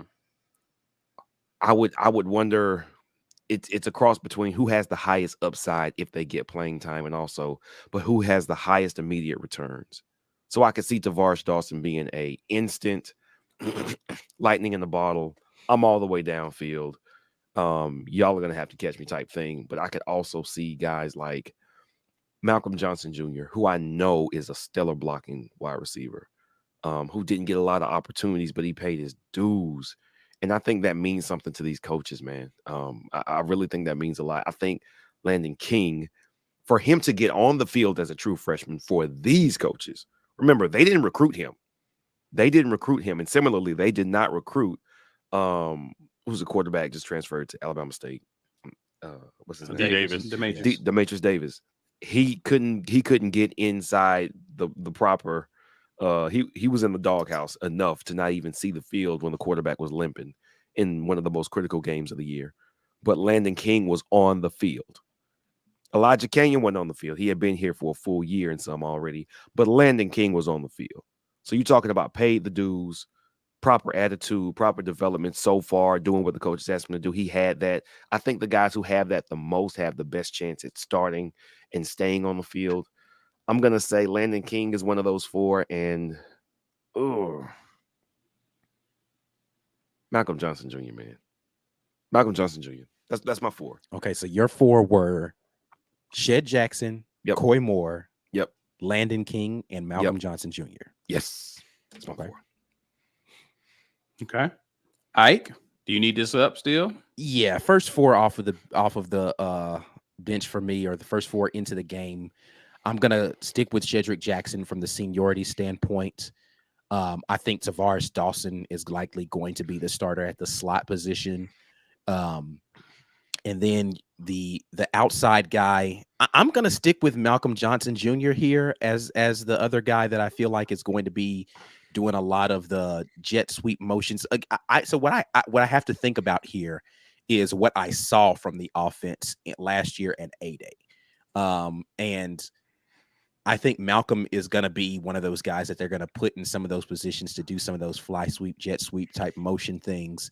And he can take a top off of a defense. So you've got two vertical guys with Tavares. Even though Shedrick Jackson's really fast, I think he's going to be more of a possession type receiver. So you've got two vertical guys with Malcolm and Tavares. And then my other guy is going to be Landon King. I just think Coy Moore, because the question was game one. Not that I don't think Coy Moore will eventually be that guy. We're talking game one. That's what he said in the question was game one, who's going to be the first four. Okay. And so I think Landon King is going to be the other guy that will be. Now, if you ask me in the future down the line, who is it going to be? I don't know. I got so many different, man. And again, just because I think those might be the first four that will be out there does not mean they will be the only four. But yeah, I'm going to go with Shed, Dawson, King, and Johnson Jr. I'm going to go Shed, Coy, Dawson, and Malcolm Johnson. Those are my four. Just because of who I may think may be slinging the ball.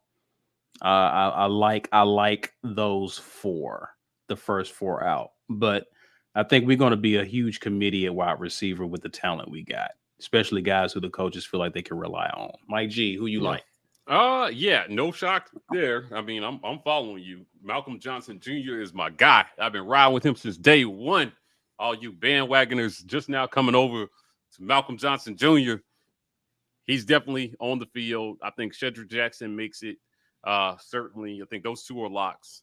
And then, fans are going to have questions about Javaris Johnson. But there's just so much competition in this wide receiver room now. I think Javaris Johnson maybe takes a secondary role. Based on what we're hearing about Tavares Dawson, it's hard to see him not on the field this year, along with our guy, Coy Moore. Now, behind them, I mean, we've got some, you've got Landon King. I think they'll put Jay Fair in a backup role this year. I think he'll be a next guy up if he keeps working like he is.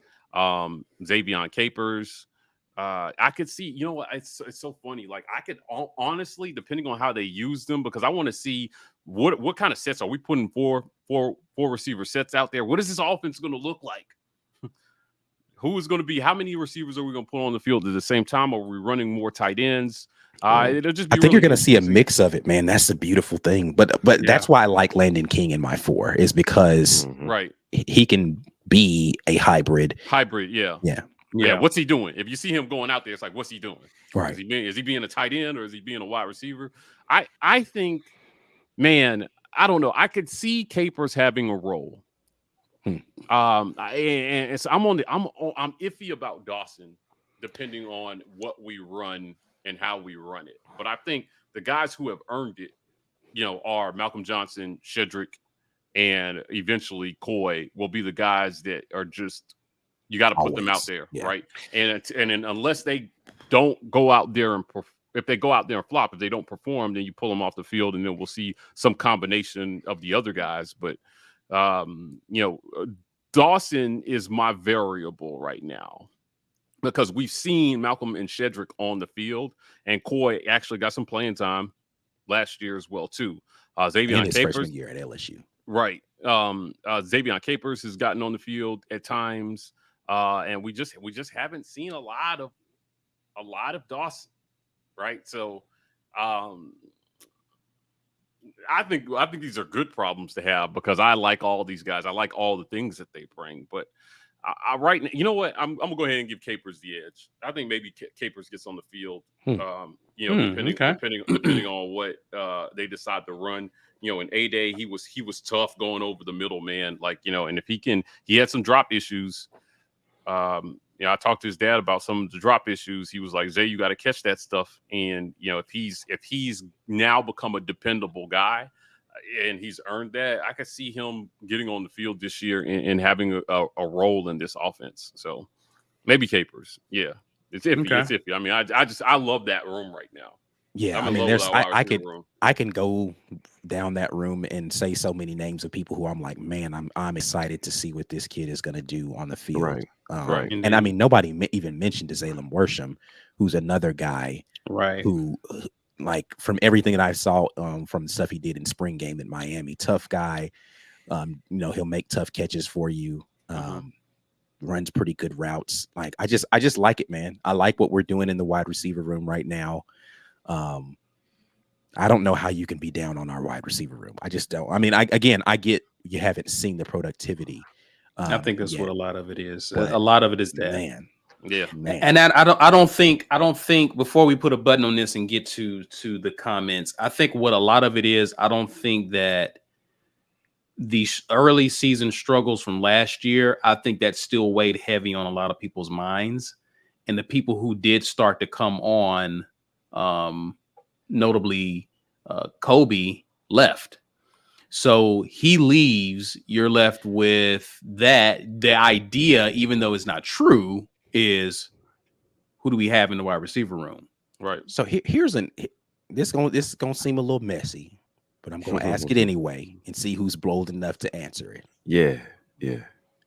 Kobe Hudson comes back this year. Does he still see the field? Hell, with the talent we have. Now, I know that means we probably don't get one of these guys in, either Zalem Worsham or Coy Moore. I think the situation with Coy Moore, he still comes to Auburn. Yeah, I think Coy Moore is here no matter what. The Zalem Worsham, maybe not. Does Kobe Hudson see the field with this wide receiver room? You know what? It'll be tough. It'll be tough, but I'll tell you what, based on how he blackballed Canyon all season last season, I wouldn't be so. Now you can't bench everybody. Yeah. Right. But going into the year 2, I don't believe this coach is going to be handcuffed by any player. Right. So that's what the offseason is for. My answer would be it depends on what he does off the field. Yeah, right. Yeah, it depends on where his mental is. Yeah. For sure. Is his attitude? If his attitude's the same, then my answer is no. Yes. Right. If his attitude is the same, my answer is no. I don't think he sees the field Because again, I don't think it was a talent issue. Because same thing with Elijah Kane, not talent. He's talented. Right. Yeah, it's attitude. Nobody can say that Kobe Hudson wasn't a talented wide receiver, despite the drop issues. Yeah, right. There was a bunch of drops to go around last year. He had the most targets, most drops. Got it. Mm-hmm. He could play wide receiver though. I'm benching him, and I'd rather roll the dice with a kid like Jay Fair. Right, get him on the field. Get a kid who does everything that's asked for him, of him, works, and then some. Right, handles his business in the classroom, is your model student athlete. Right, and then I'm promoting to my team that this is what it takes to get ahead in my system. Mm-hmm. But this do what you want, say what you want attitude ain't gonna fly here no more. Mm-hmm. Right, that cost us a game or 2 last year. So I don't think so. I don't think, if I'm Harsin, I'm like in year 2, if I got to fall on the sword, if I'm going to go out, I'm not going to go out handcuffed to some kid that I have to convince every week to do the right thing. Yeah. That's it. I mean, has anybody seen Tony? Has Tony said anything? I hadn't seen him in the comments. Man, the comments was flying, man. I feel like I missed them. Yeah, I mean, I'm trying to scroll back up here. I still don't see him. So. I didn't see him. I scrolled up initially and didn't see him. I'm looking back through right now. I still don't see him. Tony, if we missed you, you are about to get jumped over here. Did you want to draw now, or you want to wait to the end? Let's go ahead and do the drawing now because we got a ton of questions we got to get to. We see all the questions, guys. I know we'll try to get to as many as we can, but we're already over our typical time here. But yeah, let's go ahead and get this drawing back in here and see if we can get a winner. We'll hit it again. Sorry about it, Tony, man. If you were there, you're on replay. He's gonna be like, man. Who is gonna win the Watch the Film t-shirts courtesy of War Eagle Oil? Zach Smith, where you at? Zach Smith, if you are here, you better say something. I'll try to keep a lookout again. But yeah, let's get to some of these questions. All right, Brian Hancher, lightning round, guys. Let's get to it. Enjoyed the latest Bruce Pearl interview. Thanks, guys. Yeah. I enjoyed that interview. It's always great talking to Bruce. Yeah, listen, I'm embarrassed. I'm embarrassed that I trusted Skip Bayless to report something friggin' accurately. Now he put that out there, and I was just like, okay, like I thought that it came from like an actual interview or something, where he said that Walker Kessler, Bruce said that Walker Kessler was more NBA ready than Chet Holmgren. Now I love that take, obviously, but Bruce said, man, I ain't say that, and you guys in the media and your big mouths. I was like, crap, Skip. I'm sending him hate mail. But Bruce, that was a great interview. We were obviously at SEC Media Days, but we cannot miss a chance. That was our last chance to get to Bruce before they were wheels up. I think they're on their way to Israel tomorrow. Yeah. So Jay Billis is traveling with them. So safe travels to the team abroad. But I love talking. Always love talking to Bruce Pearl. Looks like we may have to draw again, Ike, but we'll keep going in the meantime. Jeremy White, welcome. Hey, welcome. Isaac Cooper, welcome back. Welcome and welcome. Jeremy White, I think we missed your comment there, but we appreciate the super chat. Super sticker from Huggy Wuggy fan. Appreciate that. That's funny. That's funny. Huggy Wuggy fan. Tim Darden says, AU picked last in the SEC West. Do we beat that? Damn right. We just talked about that last show. Yeah, we definitely did. Of course. Definitely of course. Exclusive TV. Appreciate this. He says, did you guys see the recent video of Calzada? Yeah, we've been in contact. Ray, his quarterback coach, has been talking to us a little bit. keeping us in the know of what's going on. Definitely seeing the videos of Calzada out there working. I want to kill the perception, though, that the other guys aren't working just because you don't see video of it happening. Right. Just be clear. Zach Calzada is not putting most of these videos out. His quarterback coach, who is trying to get more clients, is the one putting the video out. So it's not because you see video that Zach is outworking everybody else. Zach is definitely working super hard, but so are the other quarterbacks that are in that room. I saw where he said in a comment that somebody asked that question. They said, hey, you know, where are the other quarterbacks? And he actually mentioned that TJ and Robbie were out there at some point with them throwing as well, too. But assuming that Zach's the one that's paying them, right? Like, you know, I don't know. I don't know if these other guys are paying him money to work with them this offseason. I know he ain't doing it for free. He ain't doing it out the goodness of his heart. So, it doesn't mean the other guys aren't working. I know for sure Robbie Ashford is working. I know for sure Robbie is working. And you know, we've heard some things about TJ. Like, all these guys are putting in work right now. But Zach Calzada is winning the PR game this offseason. That's for sure. But again, he's got a guy that's helping him win on that front. Right. So. And again, it's just this is why I'm so excited about the next couple of weeks, because it's about to go down in fall camp with this competition. So go down. I'm excited about it. John Bergen says, what do you guys think about the possibility of Harsin playing Ashford and Calzada? He's mentioned that he's done that before. Yeah, it's going to happen. Yeah, regardless of who the QB1 is, Robbie's going to have a package. 100%. If Robbie's not QB1, then somebody else is going to come in. It's not like he's going to play more than one quarterback. He said it too many times for me to not believe that it's going to absolutely happen. Right. Well, the question is it an impactful amount of snaps that Robbie gets? And I think that's up to Robbie. Yeah. Right. You know, 3 snaps can be very impactful during the red zone. Right. So is it an impactful amount of snaps? We'll see. But yeah, he said it too many times that, you know, they were like, and go back and listen to that interview that we did with Marquise Burks. He was like, Robbie's a problem out there when they're chasing him around when he's on defense. He's like, yo, Robbie Ashford is a problem. And the players know that. So, you know, when you got weapons, you got to use them.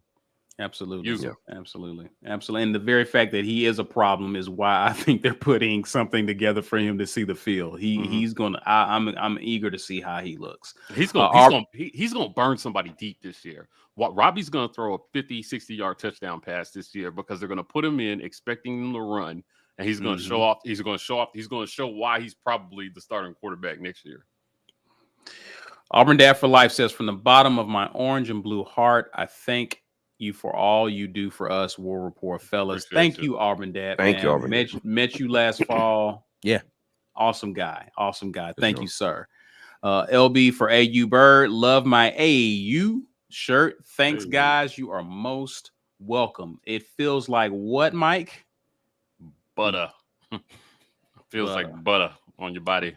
That was going to be like Egyptian cotton, but butter today. Butter, too. Butter and just put it all together. Yeah, you need to watch that. Lawrence Robinson asks, do y'all think with this deep wide receiver, running back, and QB rooms, we actually have multiple ways to win games in a way we haven't before? Thoughts on this, gentlemen? It's going to come down to run blocking. If we can run block, then yes, I think so. I mean, I think that the answer to that is still absolutely yes, just because, but I think it's going to come down to inventive play calling for me. How do we deploy the assets that we have out there? You know, to be able to complement the other thing, right? If the run blocking is not good, how can we get the pass game working, the short pass game to be our run game type of stuff? Are there things that we can do to employ all of the assets that we have out there? Yeah. You know, if we're not run blocking well, I want to see them try out 5 wide receiver sets and just be like, all right, great. Well, we got a bunch of receivers. We're just going to go play freaking dink and dunk ball out there, and we're going to look like Mississippi State for a couple of games. I don't care. Just go win football games. I just want to see a 4-dimensional offense this fall, right? But one thing's for damn sure is 1-dimensional offenses do not do well in our league. No, they just don't. They don't. You're going to be 1-dimensional.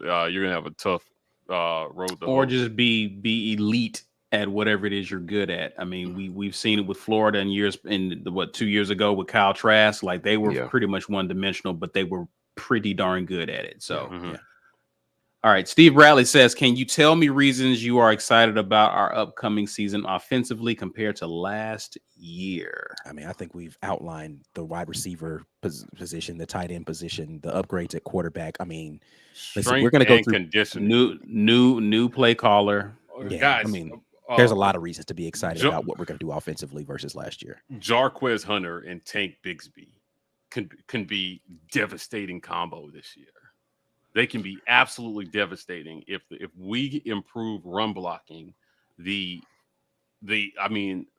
possibilities for this offense are infinite.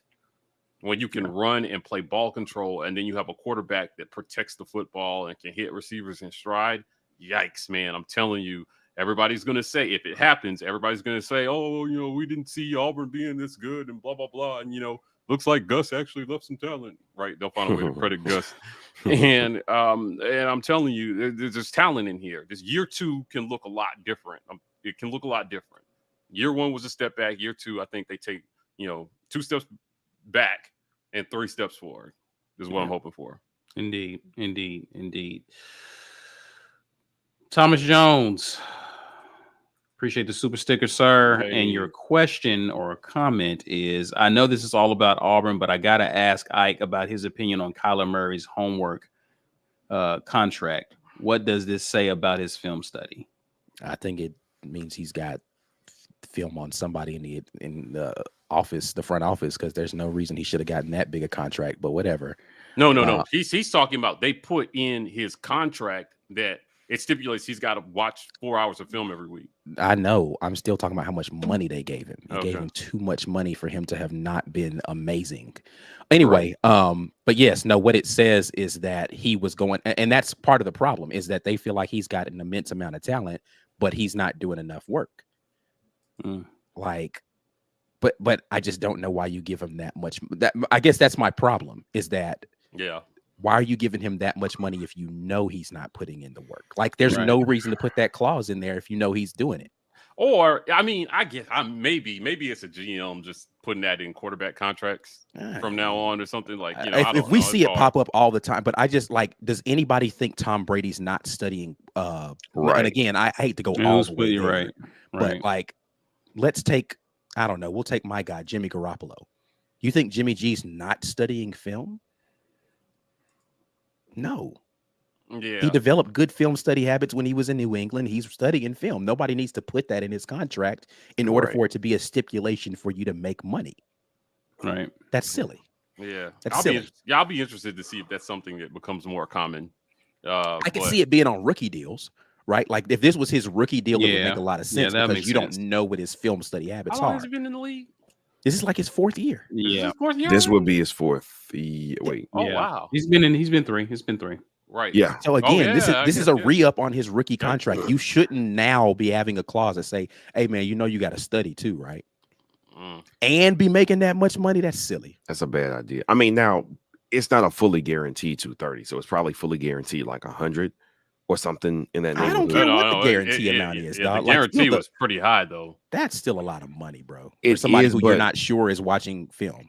NFL teams are just so strapped though, because it's like, all right, you've got a guy who's been good.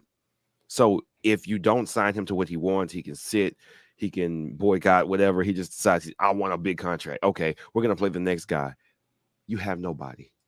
Because in the NFL, good quarterbacks are worth more than their weight in gold.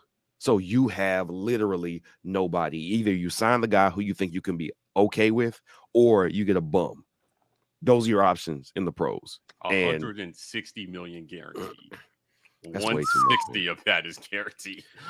If I gotta put in writing that you're gonna actually be a professional about your craft, I don't want you. I don't want you here. I don't care how talented. I mean, I don't mind having you, but not for that. That's what, I guess my problem with the entire thing is the size of the contract.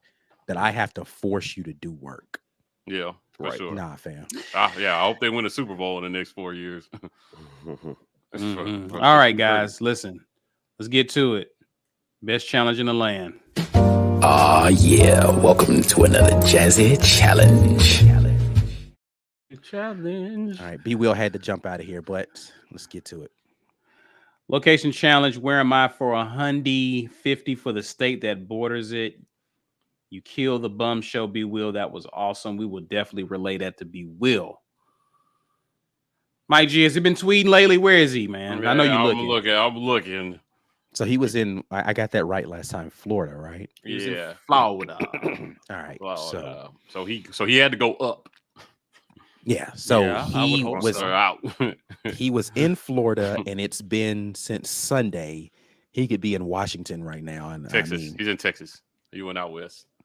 He got on the 40. He went that way. All right. Texas.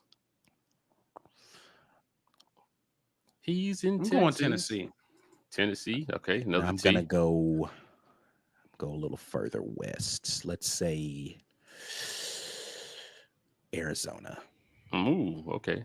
All right. Where you at, Jazzy? Let us know.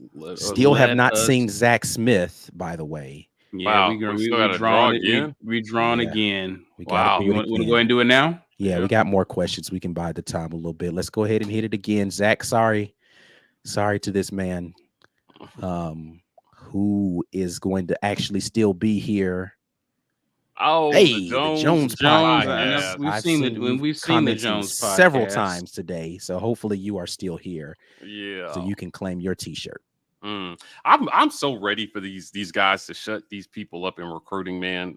The recruiting noise is something I hope they calm down quite a bit, because a lot of the Harsin haters are going to be using that, if he has a mediocre season, as icing on the cake to say we should move on.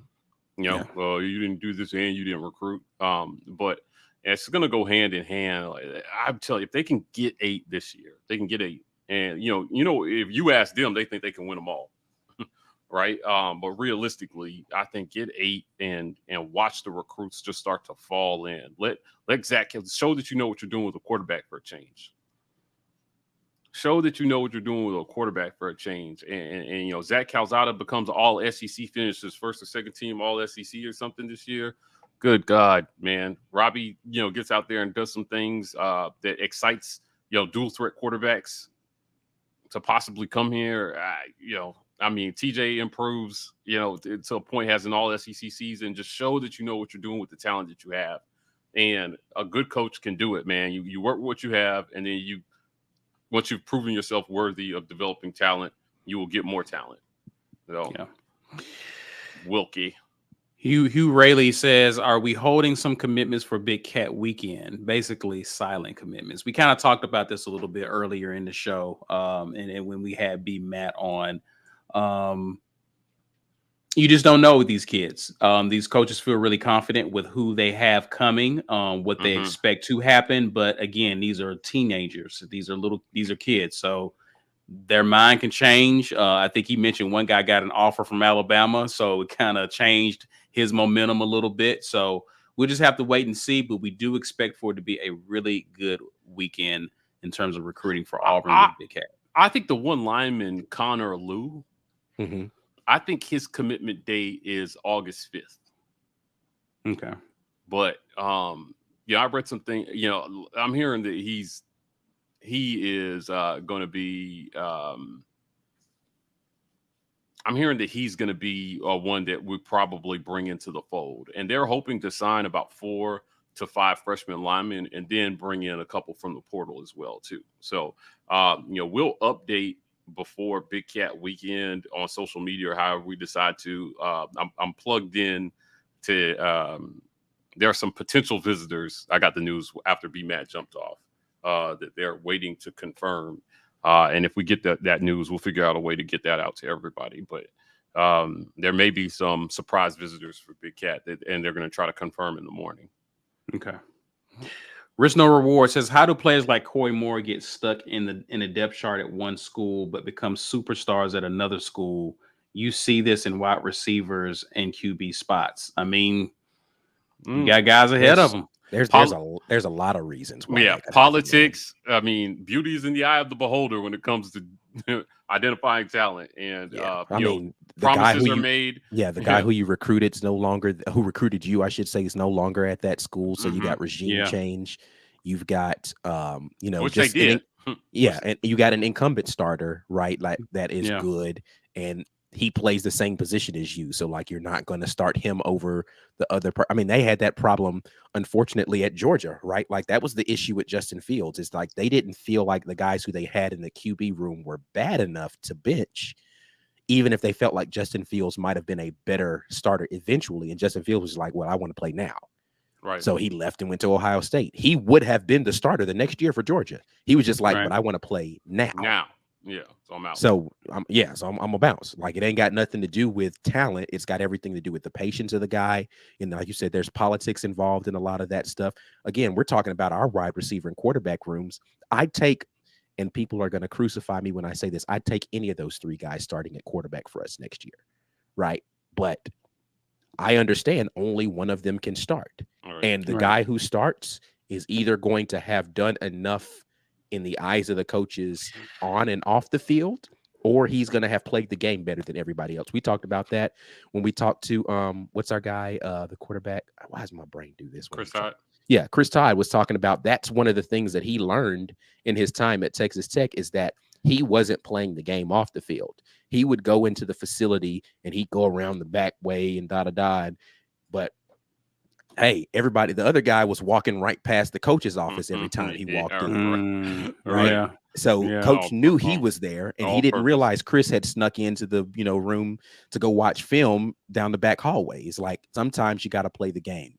So, and a lot of kids just don't want to do that. It's like, I don't feel like I should have to do all that. Well, you don't want to play then. I don't know what to tell you. Right. Blaine Howell says, what was the full story about Kobe? Why he leave? I mean, it was just a difference of opinion about what they felt like they were going to accept versus what he felt like should happen. I mean, it was a culmination of a lot of stuff.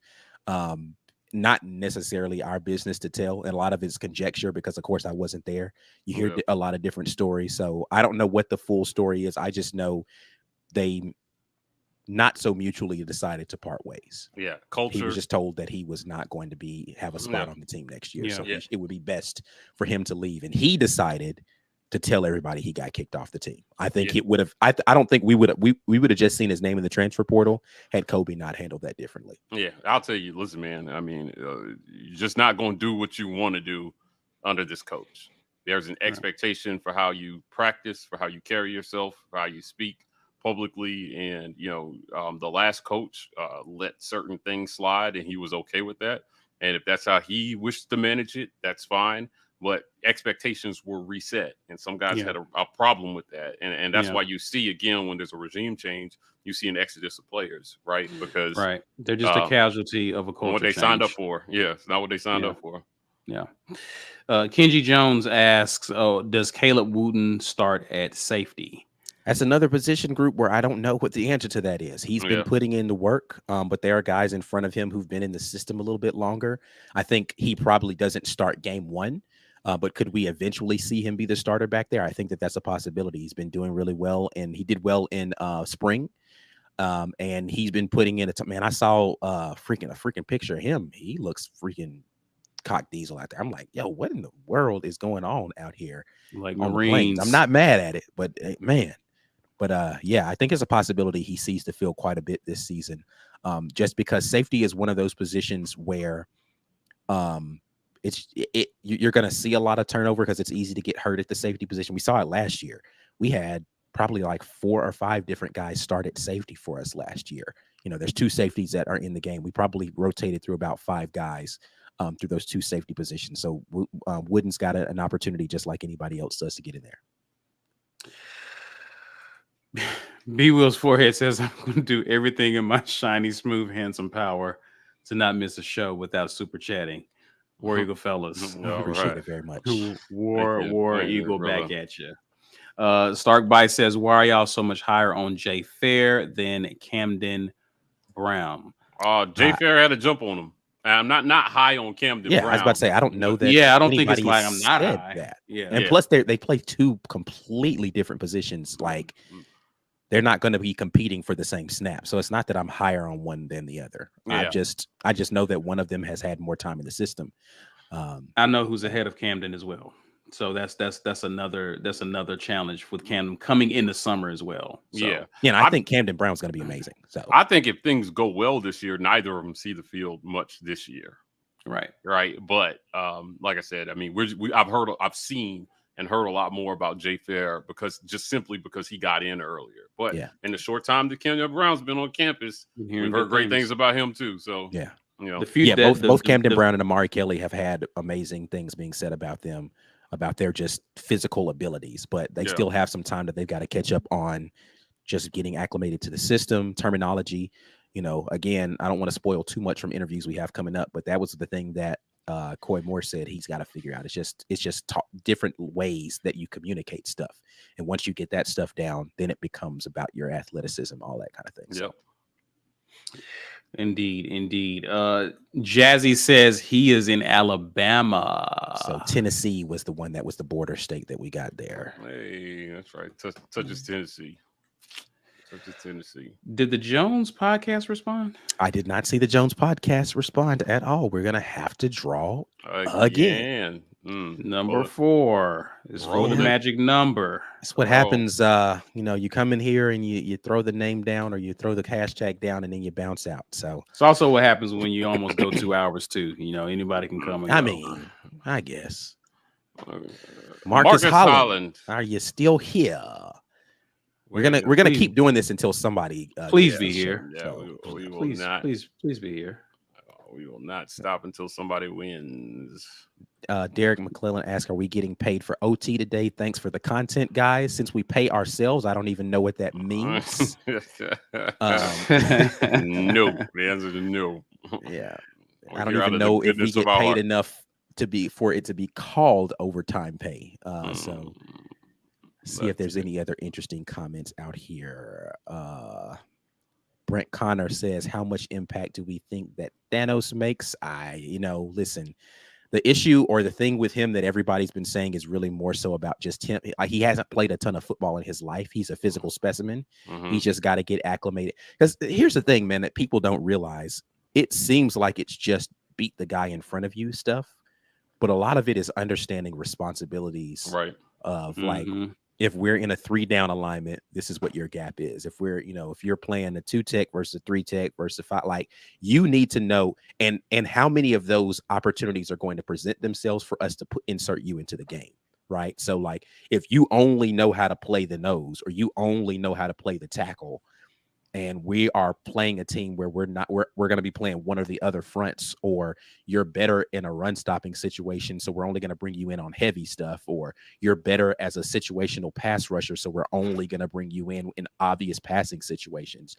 You limit the number of snaps that you're going to be able to take. And then when you get in on those limited number of snaps, how many of those times are you going to make an impact play in those, right? Or are you going to get washed out because it's like, okay, we know this guy's in here for this, we're just going to double team him. There's a lot of ways that a guy can impact a game. And he's got, by every account, the physical tools to do it. Does he understand his responsibility well enough, not only just to see the field, but to see the field in front of other guys who understand that responsibility firmly? I don't know the answer to that yet. Will he make that impact this year? I hope so, but I don't know. Yeah. Seth Wood, welcome to the family. Appreciate you, man. Risk No Reward says, hard question. If we had a game Saturday, who starts at QB in y'all's opinion? I would have to go Finley here. That's a tough question. I think it's a toss up between.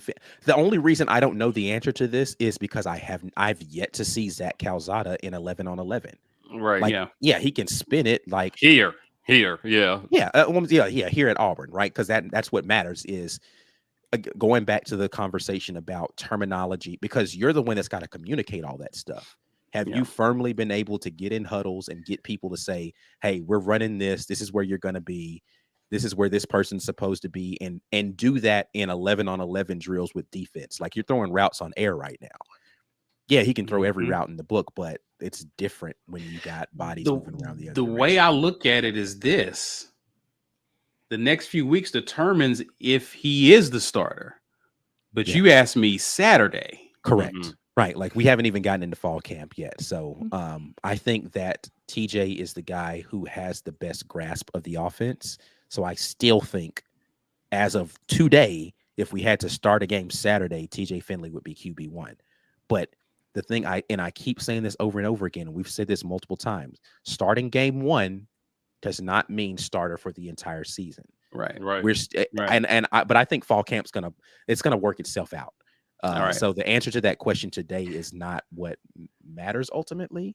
It matters when September, what is it, 3rd, when our first game is? Right. What the answer to that question Now, is. my answer for that may be a little different. But if you ask me this Saturday, I have to go TJ. Yeah. I have to go Yeah. TJ. I think this will be the first time in War Rapport history we would have drawn a 5th time, if you guys can think of another time. Oh my God. Yeah, I have not seen Marcus Holland jump in here. Do you want to start a new hashtag? Might be best to just Hell no. wipe the slate Roll clean. it one more time. Mike G says roll it one more time. All right, I ain't got no problem pushing the button. There's a bunch of recent get your weight ups here. Yeah, but it's looking at all of them over but the it's entire taking them time. all over the course of Let's see here. Boom. KG4. That sounds not like recent. a potential redraw. Yeah. But are you here, KG4? Oh my goodness. Boy, we're landing recruits. Big Cat Weekend. God, I hope we come out of Big Cat Weekend with at least 5 commits. Maybe they just go in. There are 14 that we know of. 14 2023 prospects. Of the 14, 4 are already committed that are coming. And if you, is he here? Hey, our guy. There it is. Congratulations, good sir. Congratulations. You are our already, 5th winner. Right. If you don't already know, this is the business right here. Business@thewarrapport.com, courtesy of War Eagle Oil for all your motor oil related needs or motor or your car related products. WarEagleOil.com is where you go. But anyway, Business at the War Rapport, we need your address and your shirt size, as well as your actual name, so I know what name to put on there, unless you can put KG4 on the thing. But anyway, need all that information. Get that out in the mail to you. Watch the Film t-shirt is going to be on its way to you soon. Appreciate you very much. Yay. You were saying, Mike G? I was going to say there are 4 of the guys that are coming for 2023 are already committed. So they've got to go out, and I think there are 4 or 5 linemen on that list. It would be nice to have a couple of those linemen commit. Pulling another defensive guy. I don't know, maybe get a decommitment out of somebody from another school, because a couple of them are committed to other schools. So they've got to do some work, man. I would love to see. 4 or 5 might be a little aggressive, but maybe like 3 or 4 commits come out of Big Cat Weekend, strong commits. They're all 4 stars, I believe. And BMAT said some of the commitments would be also potentially 2024 as well. So right, yep. So you just want to see some good momentum coming out, and I expect to see plenty of Cruden fingers this weekend as well with some of these commits. So guys, we want to thank y'all for hanging out. We went a little long today, not as long as Sunday, but we appreciate y'all hanging out with us, man. Definitely is much appreciated. Exactly. We got a question here by Stark By says, how do you become a member? In other words, how do you get a green name? How do you get a green name? Going over to the YouTubes, hit that join button. If you're on iPhone, these prices are not accurate because Apple has decided to jack the prices up going through the Apple app, the YouTube app on the iPhone. But you can sign up for $5.99 on a computer or on a Droid. Worry not. If you're on an iPhone, all your perks will transfer over. It's just about how they take payment. So you got to get around the Apple App Store. So find a computer, sign in with the same login information that you're signed into your phone with. Hit the join button, put in your credit card information, and that will get you a green name. You don't want to miss. Ike is dropping some film review stuff. We got film reviews during the season. We've got patron-only content as well as patron-only chats this fall. So there will be some chats that you it's family only to keep the trolls out. So yeah, definitely get to a computer, get to a friend's droid. I think Ike is the only. Oh wait, no, Ike and Brian. B Will's got a Yeah, droid too. yeah, y'all droid people. So is Jazzy Joe apparently. So there you go. My guy, Jazzy Joe, my guy. So anyway, yeah, I kind of hijacked your swag there. No, that's perfect because I didn't want to say all that. But I do want to say that we've got some great content coming for you who are members. You can go ahead and view a couple of interviews. We got a new one dropping on Monday from young Coy Moore. And tonight, again, before I put head to pillow, I will have some Zach Calzada film study for you all to be able to view. If you are a patron, that is going to be for you all exclusively. So that's going to be going on tonight. So you don't have to watch it tonight. I'm just telling you that I will deliver it tonight for you. And then tomorrow for everyone, we've got members or non-members. We've got another interview going live for you. And that is going to be Damari Austin.